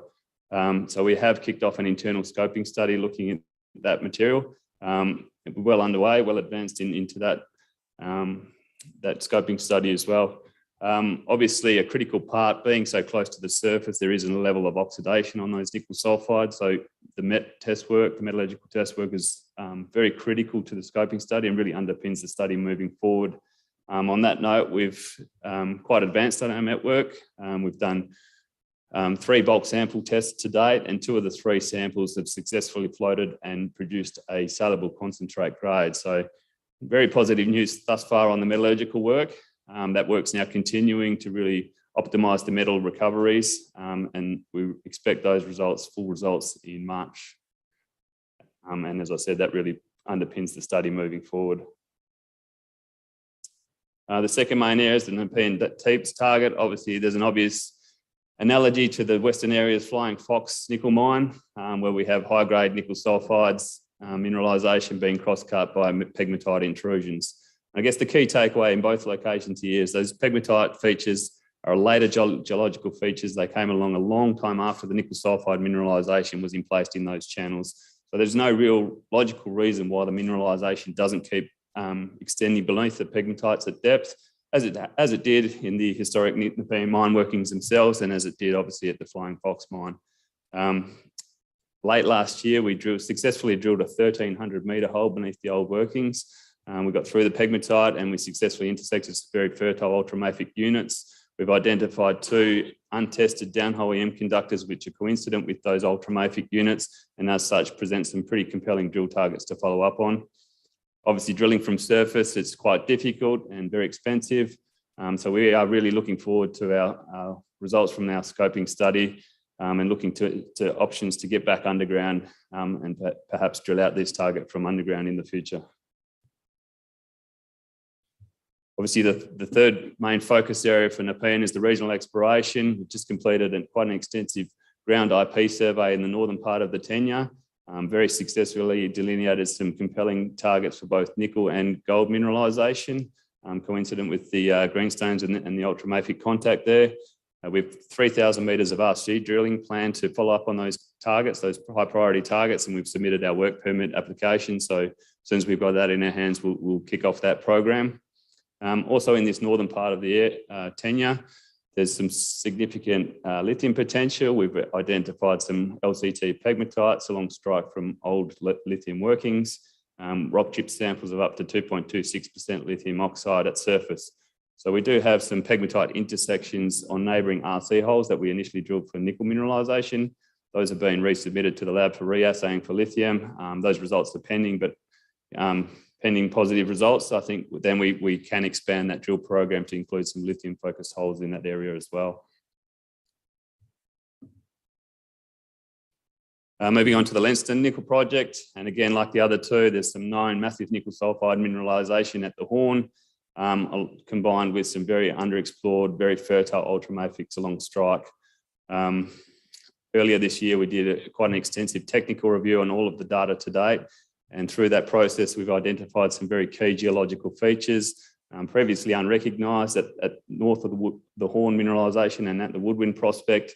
Very compelling drill targets, and as such, we've got 2,000 metres of diamond drilling planned to begin in March to test those drill targets. One thing of the nickel sulfide mineralisation at Leinster, at our Horn, it's relatively high in copper, cobalt and PGEs for this Campbell style mineralisation.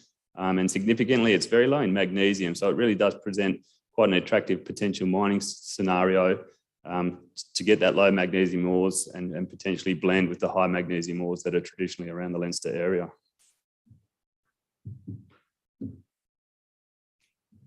So moving to South Australia, where we have 3 base metals, so copper, zinc projects.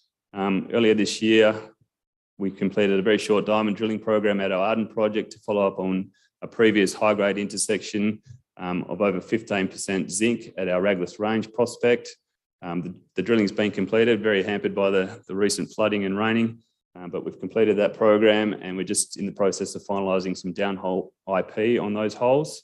And we're planning some follow-up drilling on some of those potential structures along strike from that high-grade intersection. More recently, our neighbours have intersected some significant mineralisation in copper, lithium and rare earth minerals on the adjacent tenure to our ground in very similar geology to what we have on our ground. So further to the zinc exploration, we're very keen to get out there, get back on the ground and do some systematic exploration for these possible polymetallic occurrences. So looking ahead, some key milestones, and obviously a very busy slide, but it really does show that we have a very busy 12 months and beyond ahead of us for Auroch Minerals. Certainly that 2-streamed approach, we are underpinned by the scoping studies, particularly at Saints and also at Nepean, and some very aggressive exploration for those critical future minerals across all of our 6 exploration projects. We're obviously very aware that there's no point in potentially supplying the future renewables energy sector if you're going to go about it the wrong way. So we do have a sustainability plan in place, and to make sure that our ESG is very central to our core strategy and that we go about our business in the exploration and potential future development in a very sustainable manner. Just quickly, this is a peer comparison of our nickel sulfide peers on the ASX, and it really does show that we're ticking all the boxes and offering something quite unique in that we do have shallow, high-grade, nickel sulfide resources, very close to existing processing options within a tier 1 jurisdiction within Australia, that we are pushing towards potential development and production. And at the same time, we're very aggressively exploring for those new discoveries that we can create significant further value for the shareholder. I guess to summarise then, why invest in Auroch Minerals? We really are leveraged to the increasing nickel demand, that demand for those tier 1 nickel products and the rising nickel price with our high-grade shallow nickel sulfide resources, with the potential that we can drive them to early and near-term development and possible production.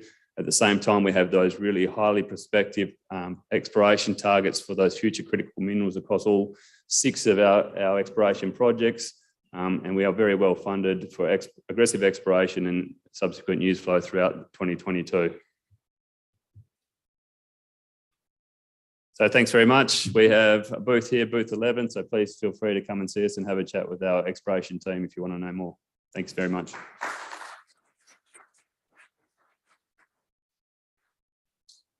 Indiana Resources is exploring for gold in the underexplored Gawler Craton in South Australia. To tell us about the Indiana story, we welcome Felicity Repacholi-Muir, Technical Director. Felicity is a professional geologist and has worked with several public and private companies across a 20-year career. She's also a non-executive director of Widgie Nickel Ltd and Recharge Metals in WA. Now, somebody's just handed me, no, I'll get to that later. Somebody's lost a pair of glasses. Go see the radio desk. They'll sort it out for you. In the meantime, Felicity. Thanks for the welcome, Jerry. It's a pleasure to be here on behalf of Indiana Resources. Today, I'll predominantly be talking about our project in the Gawler Craton, a gold project, which we recently acquired. A quick corporate snapshot. We have just shy of 434 million shares on issue, a market cap of 26 million and 2.2 million cash in bank. We have an experienced board with Bronwyn Barnes as executive chair, Bob Adam as non-executive director, and myself as technical director. I joined the board of Indiana mid last year and just recently transitioned to technical director to cover off all things South Australia. We have a very tightly held register with the top 20 holding in excess of 54%. Our register is a strong, supportive register with a lot of high net worth individuals. Today's story will be in 2 parts, predominantly focusing on our exploration activities of our gold assets in the Central Gawler Gold Craton, and then an update on where Indiana is at in regards to the arbitration process relating to the illegal expropriation of our Nataka Hill nickel asset in Tanzania. So where are we? When Indiana's Nataka Hill nickel asset was illegally expropriated, Indiana was on the hunt for a new project. The board were keen on securing a high quality asset in Australia, keen to not repeat any processes in Africa, and wanted to be in the gold space. We acquired 2,600 square kilometres from a private entity called Patron Resources. And whilst the deal was being finalised, we continued to add to that portfolio, and we've continued to add to that strategic package now. So we hold just shy of 6,000 square kilometres, a very significant, predominantly contiguous land package in an underexplored gold province. It's a proven gold province illustrated by Challenger, up the top there. We've got Tunkilia, the Tunkilia Gold Project, which adjoins the southern edge of our tenements, and the historical mining centre of Tarcoola, pretty much on the northern edge of our tenements. The last time the gold province experienced significant activity, exploration activity, was about 20 years ago. Fast forward to now, and the area is experiencing a resurgence in activity and has been consolidated by a few players, with our neighbours of Barton Gold, recently listed, Mamota and Vale. The ground compiled by Indiana is proven gold ground, but underexplored, with, as I mentioned, the last phase being done predominantly in about the 1990s. It's sparsely drilled. However, we were really pleasantly surprised, or not pleasantly surprised, it was really exciting to note that there were lots of historical gold intercepts that we had ready to get moving on. All of the historical ones are in the white bars, with our recent 2021 drilling in the yellow bars. I'll highlight a few of these. So in the middle here, we have Area Dam, which lies on a fully granted mining lease. It was a high-grade historic mine, producing about 2,000 ounces at an average grade of 35 grams per tonne. And we've got some great results there that we're really keen to follow up on, including 4 metres at 10.2 and 3 metres at 13.8. Over to the west, we have Boomerang, which has experienced really limited RC drilling, 4 metres at 5.44 and 2 at 10.5. Again, last drilled in the 1990s. And then we also have Double Dutch over here. Double Dutch has previously intersected wide intercepts of greater than 1 gram per tonne gold. So that brings us to this area here highlighted in green, which contains the Minos and Ariadne prospects. This area was the only area that Indiana had the required regulatory approvals to get to work on the project. So we had native title and environmental clearances, and we were able to hit the ground running there. And, you know, with historic numbers at 12 and 10 and 24 at 2, it, you know, has proved to be a really great spot to start. So with the acquisition completed late 2020, we wasted no time in 2021, kicking off drilling at Minos in January. Throughout the year, we've completed over 12,000 metres of RC and diamond drilling, 4,500 metres of air core drilling over the Lake Labyrinth shear zone, various calcrete programs, and have progressed native title agreements and completed some heritage surveys. So Minos was where we started drilling in January. We've completed just shy of 50 RC and diamond drill holes. And the results have really confirmed that the Lake Labyrinth shear zone is a significant gold-bearing system. Gold mineralisation has been intersected over a 600-metre strike and remains open to the northeast, southwest, and at depth.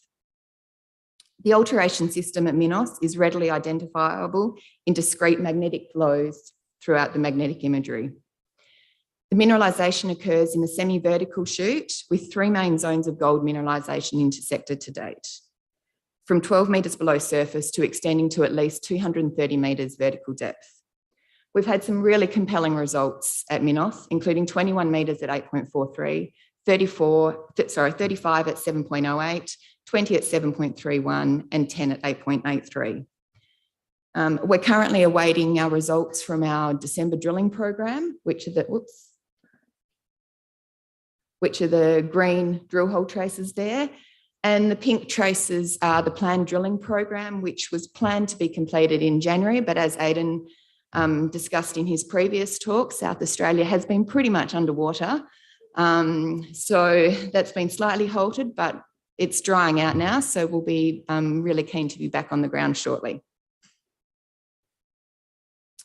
Now just moving to Ariadne. Ariadne is located just 700 metres to the southeast of Minos, and we completed our first maiden program in October, completing just a modest program of 12 holes, just to really confirm the historical results and broaden the exploration along this Lake Labyrinth shear zone. Our results were in line with expectation, and we're keen to get back into there shortly. Got 10 at 2.24, 5 at 3.59. The alteration intersected in the drilling at at Ariadne has been the same as that intersected previously at Minos, indicating that this is the same part of the mineralisation event within the Lake Labyrinth shear zone. Again, mineralisation remains open to the northwest, southeast, and at depth. So now just stepping out a bit. So as you can see, Minos and Ariadne lie on this Lake Labyrinth shear zone. The shear zone is a regional scale structure with the width of 100 metres and a strike length of at least 60 kilometres. So our success at Minos and Ariadne is really highlighting the potential of the Lake Labyrinth shear zone to us. The two prospects, Minos and Ariadne, are in areas of outcrop or shallow cover and with historic workings. And these represent less than 1 kilometre of the strike potential along Lake Labyrinth shear zone.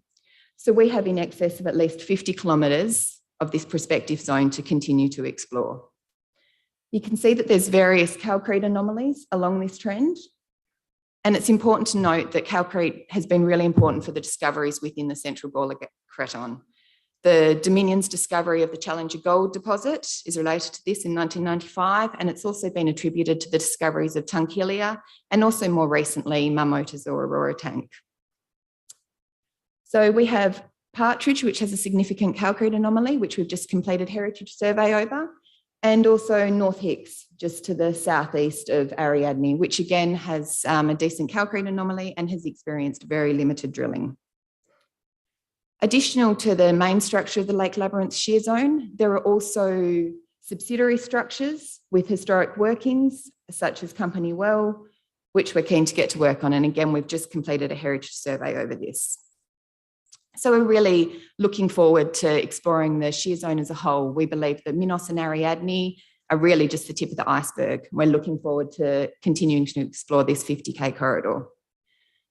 The southern portion of the project is covered by a different geology. It's covered by Archaean greenstone belts of the Harris Greenstone domain. And we've just recently progressed our native title agreements over this area, and we're looking forward to getting on this ground soon. And this is where those other prospects that I discussed earlier, Double Dutch, Boomerang, Canella Rocks, Area Dam, all lie within that. So we're super keen to get onto that area.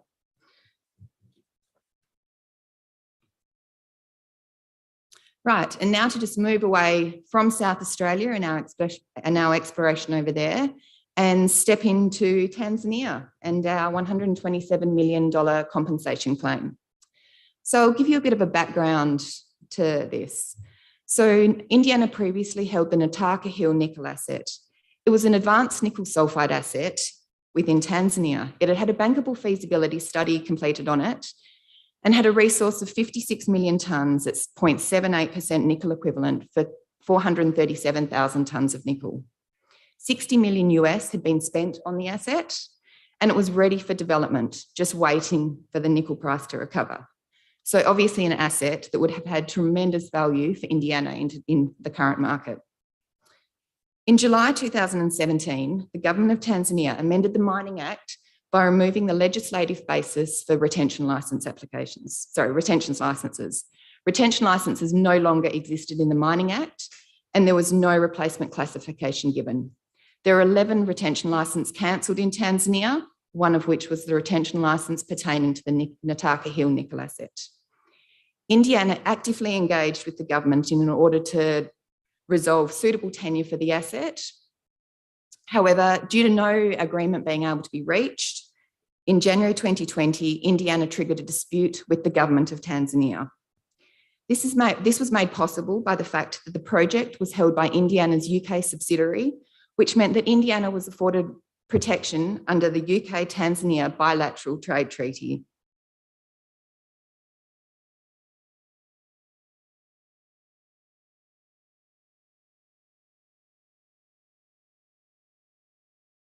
Has engaged highly experienced international arbitration firm, Lalive, who will be representing Indiana throughout the arbitration. And it is important to note that all legal costs are funded through our US $4.65 million litigation funding facility with LCM. So this means that costs are only repayable in the event of a successful award that is recovered from the United Republic of Tanzania. The claim for compensation remains at 127 million Australian. The full arbitration timetable has been agreed until 2023 and all hearings are held in London. The first hearing was in April 21 and we lodged our full memorial statement of claim in July 21 with counter memorials lodged last month. So the big question that everyone asks, if Indiana is successful, how do we get paid by the government of Tanzania? The great thing is we don't have to wait to get paid. Indiana can seize Tanzania's government assets in any country of the world that is a signatory to the World Bank, which is 155 member states, including Tanzania. So that's a fair few assets out there. Just as an aside, the illegal expropriation of the Nataka Hill nickel asset is often a point of interest. So please feel free to drop by our board. Our Executive Chair, Bronwyn Barnes, is always happy to chat further regarding this. So to summarise, why invest in Indiana? We have a large ground holding in an underexplored proven gold province. We're actively exploring the ground with multiple drilling programs planned for the project. We're eagerly awaiting results from our December drilling program at Minos, and we also have Calcrete results on the way. As well as this, shareholders have a fully de-risked free option on the $127 million from the government of Tanzania. We're just at booth 64 out in the corridor, so please feel free to drop by. The entire board is here and we'll be happy to have a chat. Thank you very much. Thank you. Thank you very much. A pair of glasses has been handed in at the registration desk. If they're yours, go claim them. We say good morning to Rob Murdoch from Austex, who is watching online, presumably with pants. 43 investor presentations yesterday, all from Explorer Conference.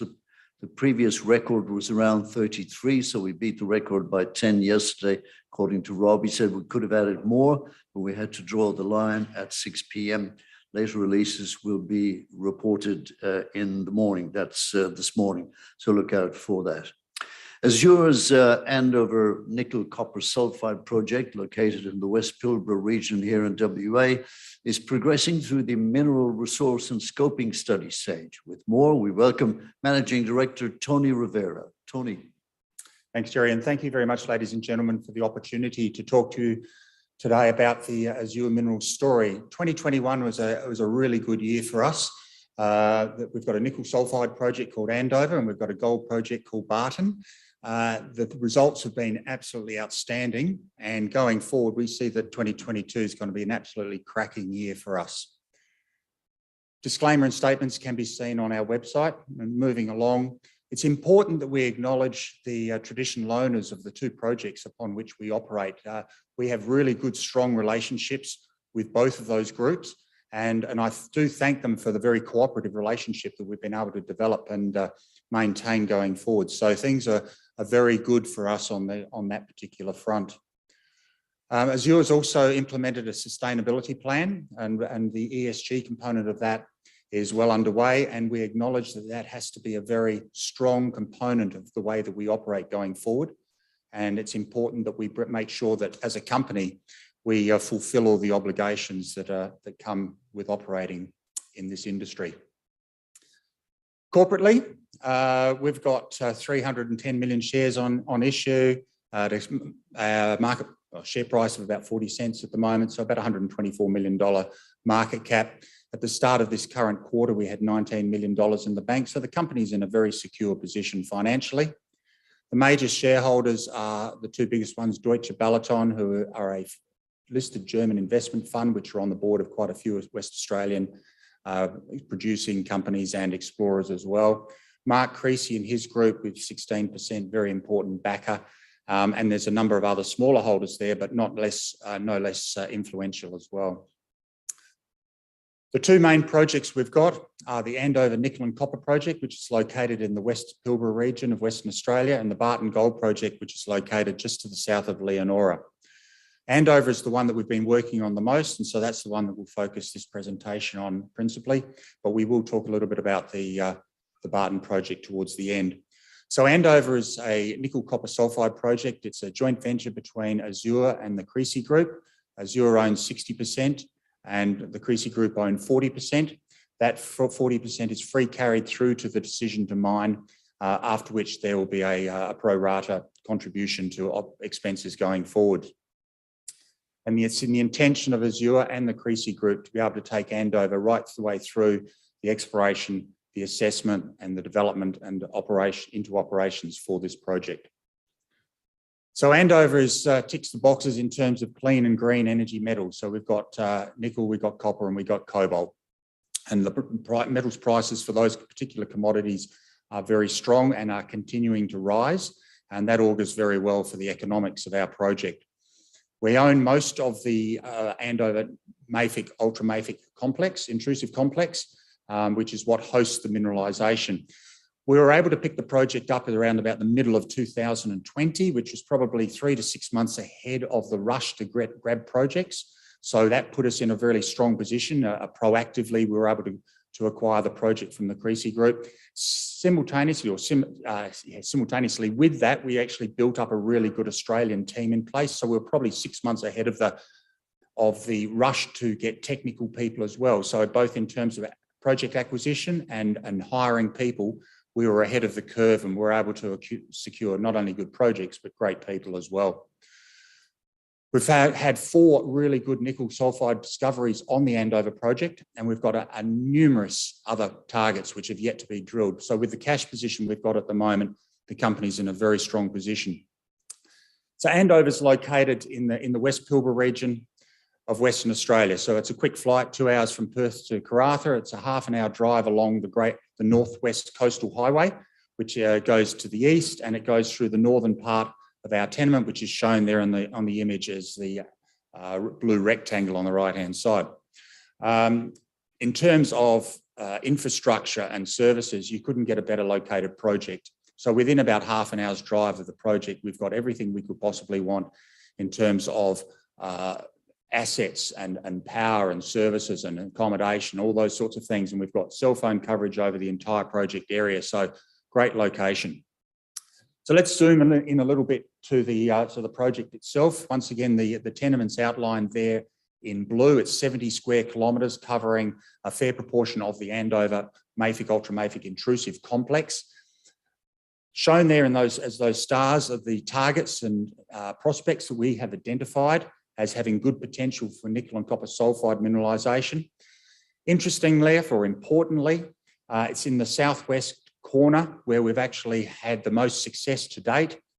We have the Andover nickel copper deposit down right in the bottom left-hand corner there, which is shown as that red mustache, if you like. And then there's the red stars, which are all the other targets. Most of the ones down in that southern area are contained within what we've called the Southern Mineralised Corridor. This is a particularly geological distinctive rock type. It's called a taxitic gabbro, which is the latest intrusive event into there. So we've had the Andover mafic, ultramafic intrusive complexes formed, and the very last event was this intrusion of this taxitic gabbro, and that is what's brought in the nickel and copper sulfide mineralisation. Now, we have virtually no soil cover over this whole area, so we've got really good rock types, really good exposure of the rock types at surface. And wherever we find this taxitic gabbro cutting across the countryside from basically a southwest to a northeast direction, that actually hosts mineralisation. And there's a chunk of it on our booth out there if you want to have a look at it. It's got disseminated nickel and copper sulfides visible in it, which is at surface. And within that, you get these gossans that are outcropping, and the gossans are representative of the massive nickel sulfides that occur at depth. And when we've gone and drilled these outcropping evidences of mineralisation, we have hit nickel sulfide mineralisation. And most times they also coincide with the electromagnetic surveying or electromagnetic anomalies that we've identified. So there's a very strong coincidence in this corridor, 100% success rate, if you like, of outcropping gossan mineralisation in the taxitic gabbros, EM conductors at depth, you drill them, you hit nickel sulfides. It's 100% success rate on that. And there are a number of other targets in there that you can see with Atrium and Woodbrook and Seaview, etc., which have yet to be drilled, but have all the hallmarks of containing more nickel mineralisation in the area. So great observations of our technical team, which has really given us a big step forward. Now, if we zoom in a little bit onto the Andover nickel copper sulfide deposit itself, it's shown there on the right-hand side there, which is once again that red mustache looking thing. And then on the left-hand side, we've got the drilling that we're currently doing on what we call the Ridgeline prospect. On the Andover deposit itself, it outcrops as gossans. We've drilled underneath it. We've identified nickel sulfide mineralisation starting within 20 metres of surface. It goes to over 550 metres below surface in a continuous shoot of mineralisation. It's over 400 metres long in an east-west direction, and it remains open to the east and to the west and at depth as well. Within that zone of mineralisation, which is overall is around 15 to 30 metres wide, and it runs around about 1 to 1.5% nickel on average over that envelope, and about 0.5% copper. Within that, there are massive sulfide zones, quite continuous massive sulfide zones, around 4 to 8 metres wide, running 2 to 3% nickel and around about 1% copper. And that is very continuous throughout that area. Now, the drilling is now completed on the Andover deposit itself. All the data has been received. It's gone off to the consultants, and a mineral resource estimate will be released in March of this year. Having a look at the long section that was identified in that previous slide. The long section here, we're looking at surface down to about 600 metres below surface. The Andover nickel deposit itself is on the right-hand side. It's shown there as the orange and yellow zone or colorations there, and the drill holes that we've put into it are shown as ones that have hit mineralisation, the red and the orange and yellow as well. It remains open to the east and west and at depth, as I said, but we've decided to continue or conclude the process of doing the initial resource, and that's happening as I speak. And then we've switched the drilling over onto a bit further to the west, to Ridgeline. We've got quite a number of holes that have gone into that. We're targeting deeply buried EM conductor plates. We've hit some really good mineralisation in there. You can see there's a couple of examples of the drill hits that we've got late last year from there. And the drilling is continuing at Ridgeline and further out to the west of that as well. So there's a lot of work that's being done in this particular area, but we're not neglecting the rest of the project area as well. Now, this is an image that shows the electromagnetic signatures from the airborne survey that we flew, the pink and the orange and the purple colours. They're the highly conductive areas. We've identified numerous conductors that have yet to be tested. We've obviously drilled out the Andover deposit. We've drilled EM conductors at the Ridgeline, the Seaview and the Skyline prospects. All three of those, we've intersected significant, substantial nickel sulfide mineralisation in those drill holes as well. So that's 4 from 4 in that area. We've recently gone and drilled 3 other targets. One we've called Pipeline and VC18 East. So that VC18 is that very large football-shaped EM conductor there. We've also drilled at VC41 further to the northeast. Those 3 targets have now been tested with a couple of holes into each of them, and there'll be an announcement regarding the visuals and what we've observed in that drill core coming out in the near future. We also have multiple other conductors that need testing as well, and those drill testings are being carried out or on an ongoing basis going forward. So where to from here for Andover? Well, the mineral resource estimate will be out next month. We're currently drilling on those regional targets at Ridgeline, Pipeline, VC41. We've got all that other regional exploration planned for the rest of this year. We've also implemented, and late last year, we implemented the development studies program. So we have a scoping study underway at the moment. Completed the first batch of metallurgical test work. Middle of last year, we're now into the more advanced metallurgical test work. That's underway. We get excellent recoveries and really clean, high-grade concentrates, very marketable to into the sales process. We've completed the geotech study, mining studies in progress at the moment in conjunction with the resource modelling, and all of the other components of the development studies are underway. We anticipate, if all goes well, that we expect to have a scoping study ready for publication sometime in the third quarter of this year. So that's the Andover project. That's the major project, the most important focus for us in terms of our expenditures and our manpower. But we've also have the Barton Gold project, which we are ramping up quite significantly now. It's 100% owned by Azure. We picked up the initial exploration license in the middle of 2020. It was granted in the middle of 2021. It's shown there in blue. That's the large one. There's about 200 square kilometres in there. And then all the other ELs that you see, all these other tenements that you can see, applications at this stage, but there's over 1,000 square kilometres of land that we have got either granted or we have applied for. It's in an area, the Kukani district is actually a red hot area as far as gold exploration and discoveries are going at the moment. You have Genesis off to our west, where there's got over 1.6 million ounces, and Mike Fowler was talking about that yesterday, and that's looking really promising for them. Saturn's coming up with their presentation shortly, and they've got a really great project called Apollo Hill immediately to our east. And then to the southwest, we've got a number of other companies like Nex and Metallicity who are drilling out there and actually hitting some good gold as well. And in addition to that, there's a lot of merger and acquisition activity happening in that district. Looks like I think that Genesis is going to be taking the lead on that when their new managing director starts, Raleigh Finlayson, next week. So that's going to be a really interesting one. So let's zoom in a little bit on the granted tenement we've got. This is 200 square kilometres of land. In the southwest corner is a place called Daisy Corner. It's a prospect down there. That's the only area on the tenement where there's been significant drilling to test the bedrock. It's all covered with sand cover, and the only drilling was very shallow, and most of it never got down to test bedrock, except in the Daisy Corner where they did a few holes. They got into bedrock, into the basalts, and they hit a little bit of gold mineralisation. That was all in that green rock there that you can see, those mafic rocks. Immediately to our south, we've got Genesis Puzzle North gold discovery, where they've hit a lot of gold mineralisation. We zoom in on that area now. On the bottom half of that image, you can see those green dots are all the drill holes that Genesis has drilled. There's a lot of work that's gone on. They've hit some cracking good drill intersections in there, very close to the tenement boundary. The mineralisation continues right up to the boundary. We're currently drilling on that at the moment. We have a RC drill rig drilling out here. Visually, we're hitting things that look similar to what Genesis has described in the literature. So I would say that there's a very good chance that this mineralisation that comes along the puzzle trend up through here continues up into our ground as well. So we are now putting an increased focus on our Daisy Corner and our Barton project. So lots happening with the company at the moment. We're cashed up. We've got two cracking good projects.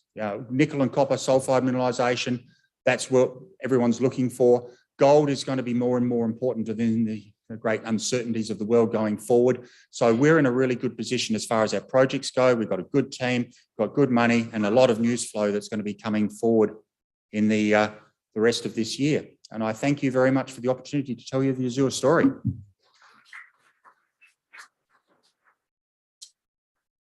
As the world continues to transition to electrification of industry and battery storage, high-quality nickel assets with strong ESG credentials are becoming increasingly hard to find. Centaurus Metals, with its Jaguar nickel sulfide project, is very well positioned to meet this transition. And here to tell us more is Centaurus GM of Exploration and Growth, Mr. Roger Fitzhardinge. Good morning, Roger. Thank you very much, Jerry. Good morning, ladies and gentlemen, and I'm here to talk to you about the Jaguar nickel sulfide deposit, which is located in Brazil.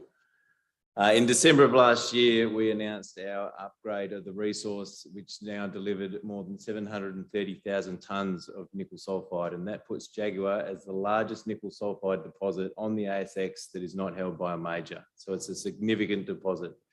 As well as that, it's located in Brazil and in the Carajás, where we have access to infrastructure and, importantly, 100% renewable energy by the time this comes online. So we believe that Jaguar is well positioned to deliver 20,000 or more tonnes of nickel sulfate products to the EV market by the end of 2024. I won't dwell on the nickel sulfide demand because we have a commodities analysis analyst talking about it shortly after me. But what I will say is these types of deposits, nickel sulfide deposits, are very hard to find. So when the nickel demand rises, the demand for these deposits are going to ride with it. And hopefully in this discussion, I can explain to you why we think Jaguar is one of the better ones in the globe. So we're located in Brazil. We've been operating there for 12 years, and we think Brazil is an excellent place to operate a mine. They have a long history of mining, with the third largest mining company in the world, Vale, mining since the 70s. They have a very well regulated and easy to follow mining regulation system and tenement system. And importantly, the royalties go back to the community. 65% of royalties that come out of these mining projects go back to the local community. So the communities get behind the projects. The environmental process is well understood. We've licensed things before. And recently, a lot of the base metal minerals have been added to a strategic mineral policy, which means the government is now trying to fast track these projects into production. But most importantly, Brazil is a renewable powerhouse. At the moment, about 80% of the renewable energy in Brazil is the energy in Brazil comes from renewables and mainly hydro. So by the time we get into production, we believe this will be very close to 100%. So we're in Brazil, we're in the Carajás in the north, which is a really prolific mining province. It hosts multiple world-class deposits, including the Salobo copper gold mine, which is the second largest ISCG mine in the world and the largest iron ore mine in the world in S11D. We're about 40 kilometres north of the towns of Tucumán and Orolândia do Norte, and they have a population of over 100,000 people. And those two towns, they service the Onça Puma ferronickel plant, which is a $3 billion plant. So there's plenty of skilled labour and service providers at the ready. There's also a 138 kV station, which will allow us to hook into that national grid. We've been in Brazil for 12 years now, so the board is very experienced in Brazil. We've progressed projects through the development and licensing stage, and we've got people in the management team that have experience in licensing, developing and operating mines and nickel mines specifically in Brazil. So we've got a great team led by Bruno Scapelli in country and Gaudius Montresor, who's been responsible for keeping those. We've now got 14 rigs running 24/7. So Bruno leads our charge in terms of getting the licensing done, and that's a key part to getting this project completed by the end of 2024. We've lodged our ERIMA, which is the environmental application, and the mining lease application in third quarter of last year, third and fourth quarter, and we expect those to be granted sometime during this year. We're working with the landowners. We've actually purchased, I think, over 70% of the land in which we operate, and most of that land is pastoral areas, so we see no impediment to getting this project licensed. At the same time, we're working with the local community, working a lot on developing and improving accesses and bridges so that we can get in there, but also so that they can get around, and also a couple of community programs. So in the middle of last year, we delivered the scoping study, and as it stands today, the Jaguar Nickel Sulphide project is a combination of open pit and underground mines delivering around 2.5 or 2.7 million tonnes of sulphide ore to a nickel sulphate plant. And that is simply a traditional float plant ahead of a POX, where we will have partial oxidation of the concentrate, and then there will be filtration, purification and SX circuits to produce the nickel sulphate product and some cobalt, copper and zinc byproducts. So we're working on the MET at the moment. We have over 3 tonnes of material in ALS doing the bulk flotation and hydromet work, and that will go a long way to optimising that process and also delivering product that we need for marketing. We've recently contracted Ausenco to be the lead engineer on the DFS study. Ausenco is an Australian company. They have offices here in Belo Horizonte, in Chile and Canada. So they're well placed to help us through this study. They've recently done a couple of base metal flotation EPCM contracts in South America, so they understand the space. The mines you see behind you there, they're based on the resource from March of last year. The December resource has got 30% more nickel. So we're already in the process of re-optimising and rescheduling those mines, and we expect to deliver a further resource in Q3, and that resource will underpin the DFS. So the mining engineers will have their work cut out for them, trying to determine how big this mine can actually be. So these are the economics from the scoping study, and at the price we used back in May was around about $18,000 a tonne. And at $20,000 a tonne, which is $9 a pound, we're looking at about a $1.6 billion NPV with a 70% IRR. Today's spot price, that number increases to 2.5 billion Aussie dollars with a 100% IRR. Now, we can't control the nickel price, but what we can try and control is some of the project development opportunities. The new resource is not in that number. That will be in the next number, and we think it's going to be bigger. We will re-optimise open pit and underground stopes and open pits, and then also reschedule. And we'll also go with Ausenco out to the local service providers and contractors and get local based prices. And when converted into US dollars, we think that can enhance the economics.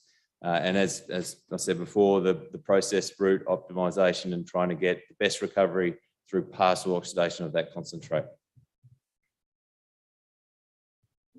So it's not only about the cost per tonne of nickel anymore, it's also about the cost to the environment. And we engaged an independent analysis of our scoping study, and that plotted us in the top 3% of global nickel producers in the world in terms of greenhouse gas emissions per tonne of nickel equivalent. And this is going to be a very important metric going forward when the battery makers are looking at the product. At Centaurus, we believe that the best nickel tonnes are those with the lowest greenhouse gas emission and the highest operating cost margin, and that's what we have at Jaguar.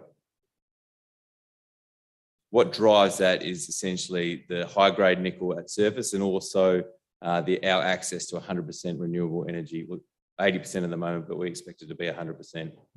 So in December last year, we announced the upgrade to the resource of 80 million tonnes of 0.9% nickel for over 730,000 tonnes of nickel. Importantly, 500,000 tonnes of that is within 200 metres of surface. These are the Jaguar deposits and these are the Onça deposits. That's about a 3-kilometre strike length. The pits you see there are the scoping study pits, and these are the in-pit resource shells that we use for that resource. And they were ran at 20,000 tonnes, $20,000 per tonne nickel. What you see is the pits are starting to coalesce. So they're not only getting deeper, but they're joining up. And what that means is the mining engineers can look at bringing in bigger gear and potentially pushing up the production. So we can, in the DFS, we will not only look at extending mine life with this new resource, but we can also evaluate if we can make this thing bigger. Just as importantly is the high-grade component. If you run a 1% cut across Jaguar, you've got 22 million tonnes at 1.6% nickel. And about 65% of that is within 200 metres of surface. So that gives you really good flexibility at the start of your operation and allows for strong cash flows during payback period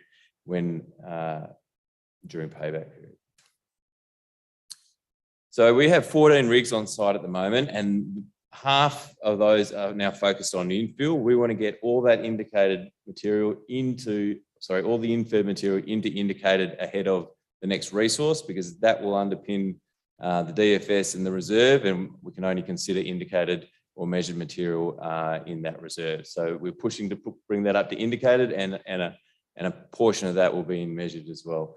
But we're also looking to continue to grow. So we've grown this since our maiden resource in June of 2020 by 200,000 tonnes of contained nickel, and that's in just 18 months. And that was with 4 to 7 rigs. So we've now got 14 rigs on site. A bit less than half of those are now dedicated to resource growth. So our team on site is targeting to get to 1 million tonnes of contained nickel metal by the end of 2023. And that will place us as a world-class nickel deposit. And why we think we can do this is because Jaguar is a little bit unique in the nickel space. It's not an intrusion-related deposit or a commodity-related deposit. It's not constrained by geometry of the intrusion. It is unique in the nickel space, but it's not unique in the IOCG space within the Carajás, and explorers have been exploring this for a long time.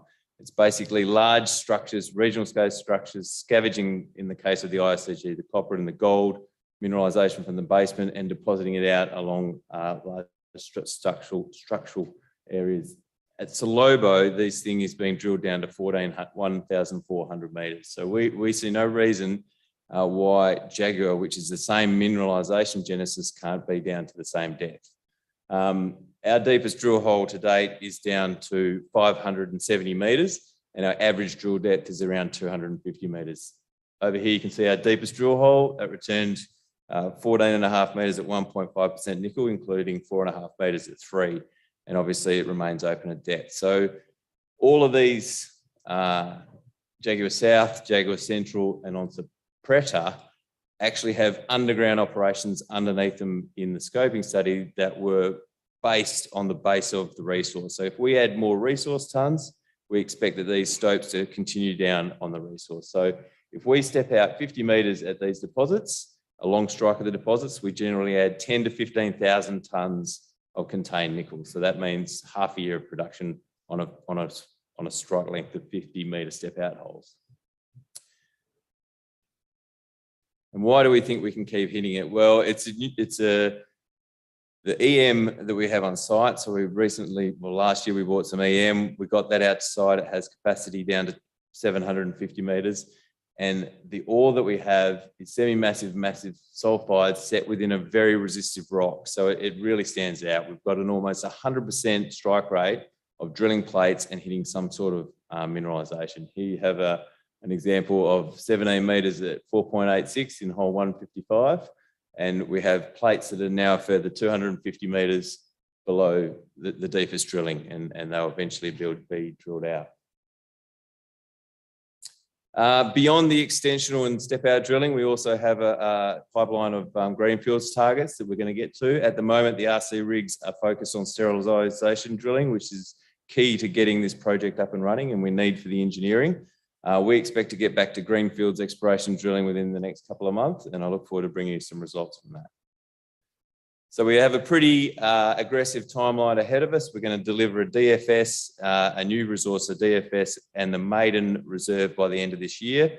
We will have the licenses and be able to make a formal decision to mine by next year, and 18 to 24 months of construction will see us achieving production at the end of 2024. It's a very aggressive timeline, but we think it's achievable. Quick corporate snapshot. We did a very successful raise. It was oversubscribed a couple of weeks ago. Most of the top 20 followed their money. The top 20 now holds around 70%. And importantly, there's a couple of North American investors there that understand operating in the Americas and Brazil, and also some guys that understand nickel. So I guess the key takeaways for us is we've focused on nickel. We've got the biggest nickel sulfide deposit on the ASX that's not held by a major.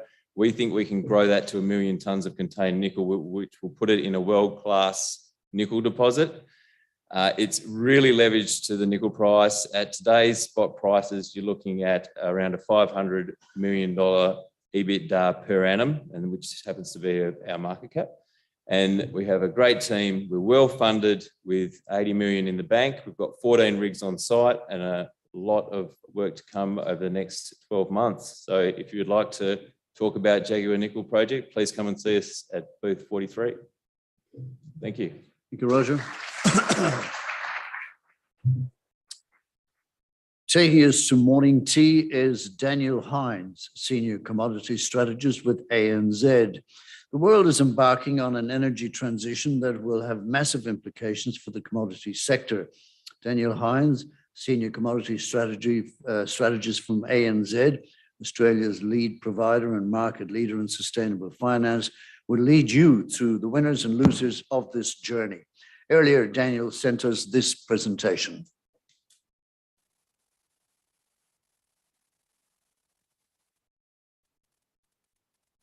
Hi, everyone.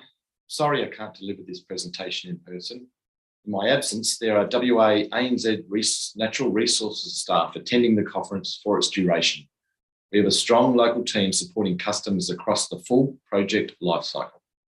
We're happy to answer any questions you may have and provide support if required.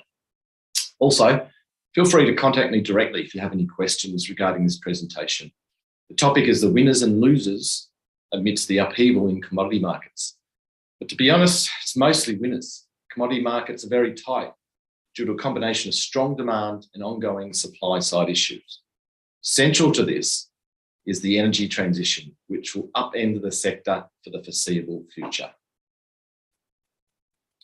But if we take a step back, growth, although subsiding from current levels through 2021, is still extremely strong. You can see here, after growing 5.6% on the rebound of economic activity post the pandemic, we're expecting to see growth ease back to around 4.1%. But this is still well above trend. And even into 2023, where we're forecasting growth of 3.3%, this should provide quite a strong backdrop for commodity markets. In particular, after coming out of the pandemic much earlier than most other countries, we did see growth start to subside during 2021 in China. This has ended up resulting in officials really looking at measures to stabilise that growth. And we can already start to see that in the credit impulse, where we've seen an uptick over the past few months. But certainly officials now are looking to further that growth support with measures, particularly around the infrastructure side over the coming year. So this obviously should be very positive for commodity markets. And certainly after COP26, we've seen an increasing impact on climate change policies, particularly across energy markets, but obviously across the entire commodity complex. You can see here the composition of energy by sector. And certainly if we are to meet some of the goals by 2050, we're going to see quite a significant fall in energy coming from the fossil fuels compared with renewable energy. What this is doing already is impacting investment in fossil fuels, with investors really driving this change by pushing company boards and sectors to invest more in renewable energies. We are seeing a subsequent fall away in investment in fossil fuels. This is having an impact in coal sector clearly as we start to see that investment fall away. Here, since 2019, we've seen a sizable reduction in investment, particularly in countries outside of China and India, who still have a very heavy reliance on those markets. In particular, Australian coal has suffered from this underinvestment. We can see here back in 2012, 2013, we saw Australian coal mining capex on a quarterly basis of reach around 4 billion Australian dollars. But even if you compare to the levels only just recently, just prior to the pandemic, we were getting quarterly numbers of around 2 billion. That has subsequently fallen to about 1.3 billion Australian dollars. That investment, though, and that focus and that transition away from fossil fuels is going to have an impact or different impact on regions, particularly driven by where they obviously get their key source of energy. For countries or regions like North America and Europe, there's a much more balanced anticipation of that energy source compared with the sources that we see in China and even across the broader Asia, where fossil fuels are a key component of that energy sector. So as a consequence, the real damage, the real sort of bottlenecks that such an energy transition will create are going to really dampen, I suppose, the impacts in the Asian market in particular. The other issue we're battling with is obviously this push towards decarbonisation, really boosting electricity demand. For example, the electrification of sectors such as heating and transport is putting a lot more pressure onto electricity markets. You can see here in China, EV sales have just skyrocketed over the past couple of years. But if you look at other sectors, as I said, such as the heating sector in particular, the shift towards electricity-driven heating systems has been quite phenomenal. This has resulted in huge demand on power sectors across the globe, and clearly that's been impacting markets in Europe and China in particular, where we've seen shortages, in a sense, forcing the closure of a lot of heavy industry. Compounding this has been the uncertainty around weather, which has really impacted renewable energy power generation.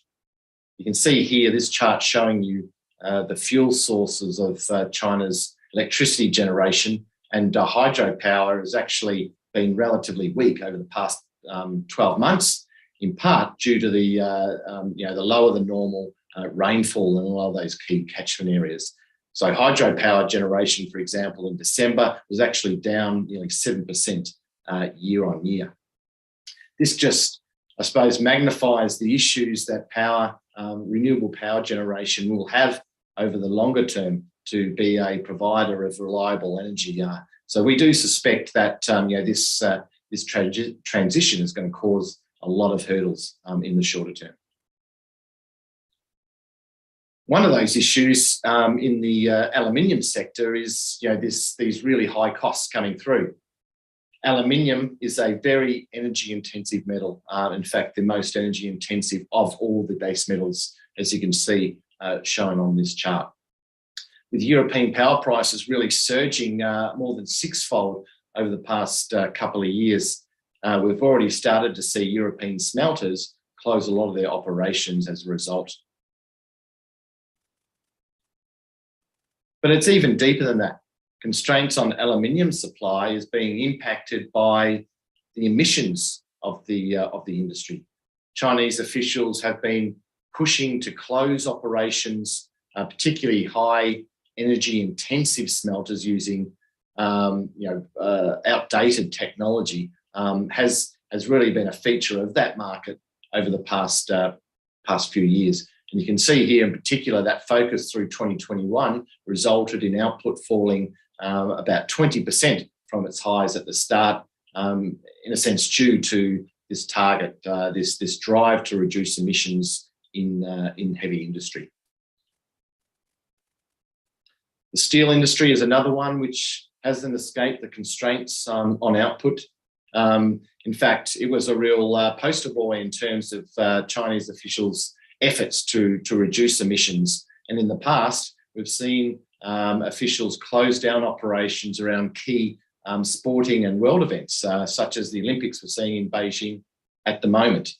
But certainly the efforts to really reduce emissions were really driven hard during 2021.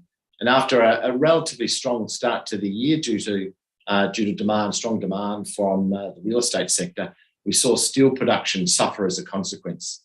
In fact, you can see there how precipitous the fall in steel output was. However, the authorities and the Chinese government in particular saw the impact this was having on economic activity. And as a result, they've decided to ease back slightly on those constraints. They've now pushed back by 5 years the target for peak emissions from the steel industry to 2030. So as a result of that, we do expect to see growth return to steel production over the coming years. The industry will continue to drive efficiency gains and the like to try and reduce those emissions, but in a sense, the really hard targets around output of steel will be eased back, and that should see some growth return for the steel and iron ore markets. However, the issues around the energy transition are obviously centred in the oil and gas markets. OPEC was quite successful in managing the real drop away in demand in the early stages of the pandemic with some fairly significant output cuts. But after a couple of years of really managing the market pretty well, we're starting to see some issues regarding restarting a lot of those operations. You can see here in the mid part of 2021, after the agreement to increase output by 400,000 barrels a day per month was agreed to, we've actually seen them fail to reach those quotas over the past few months. A lot of this is due to a lack of investment in the sector by a lot of those producers who have been sitting back and benefiting from the high costs, but essentially putting a lot of that revenue back into, for example, social spending programs in those countries where they rely almost entirely on oil revenue to fund government programs. But there's also been other issues as well. A lot of unplanned disruptions due to conflicts and the like. But it has really been that lack of investment, which is resulting in this struggle to really increase output. And normally the market would expect to see more flexible, nimble producers respond as a consequence of that. But US oil shale companies seem to be a lot more subdued and cautious around the output for oil supply. And in fact, we've seen a reduction in CapEx as a result of that, where companies are now more focused on returns rather than growth at all costs. And as a consequence of that, even with prices, up around $90, $95 a barrel, a lot of these US oil companies are still reluctant to plow a lot of capital back into their operations. And of course, Russia is really key to the gas market in Europe. As you previously saw on one of the earlier slides, gas is a major part of the energy system in Europe. And in fact, with France just announcing recently that it's having issues with its nuclear power plant program, that the reliance is falling onto the gas market even further. And Russia's actually been easing back on gas supplies into Europe, in part due to the strong demand domestically, but also as a result, I think, of geopolitical issues as well.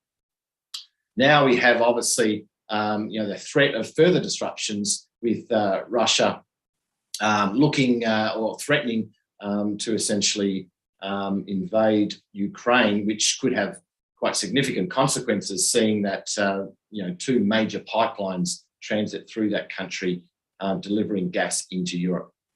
And that is certainly going to be a significant issue for energy markets, which are already suffering from relatively tight supplies. Resource naturalism is another issue returning, particularly in Indonesia, where we've seen intermittent export bans on raw materials in the past, but they look to be backing that up now with even with further measures, including increased tariff and taxes, in part to really drive the value-added chain of that production line within the country. And as a consequence, we're starting to see already tight markets disrupted further by some of these bans. Most recently, we saw the ban on nickel ore coming out of Indonesia, but we've also seen one just recently in the thermal coal market as well. And I think this is going to be an increasing issue globally as governments look to support, in particular, their energy markets domestically. Of course, those geopolitical issues can provide some downside to markets, and certainly, the recent negotiations between Iran and the world powers is raising the spectre of Iranian crude oil returning to the market. Now, back in 2016, when the nuclear deal was set, we saw output rise quite strongly. That subsequently fell after Donald Trump pulled the US out of that nuclear deal.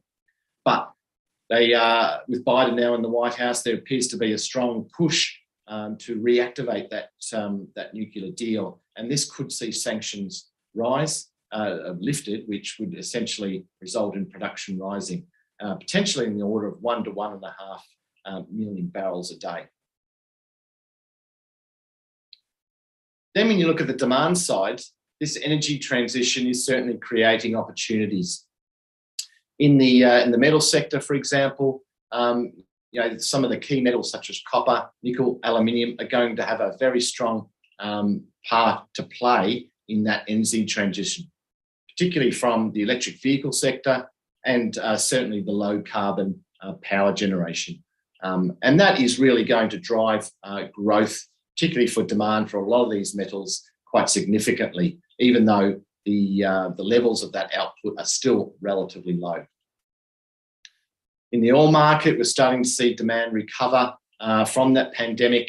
And in fact, some preliminary data coming through just recently shows that essentially world demand is just below that pre-pandemic level of around 100 million barrels a day. As a consequence of this strong demand and these supply issues, we're seeing inventories really hit record lows. You look across the board in the metals, in the energy sectors, you know, the levels are quite disastrous. For example, copper down to 3 days of world supply, aluminium 23 days, which is quite low on an historic basis.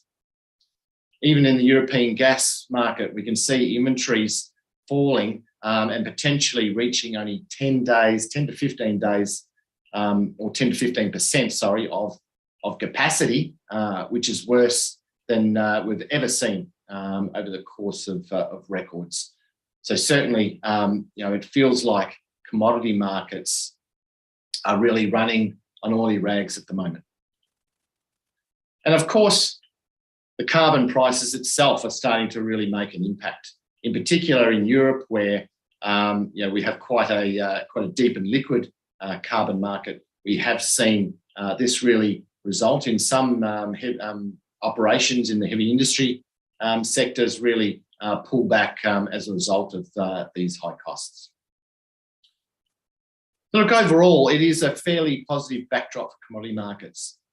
Strong demand coming in some emerging key sectors, really resulting in demand really picking up even above trend or long-term trend levels, while at the same time supply issues globally really impacting those markets. So we do expect to see a fairly broad-based rally in commodity markets over the next 12 months and potentially much longer than that. Thank you very much. Okay, a feeble round of applause for a recorded presentation. You outdo yourselves at times. It's morning tea time. When you hear the bell, please come back with alacrity. If alacrity doesn't want to come, leave them there.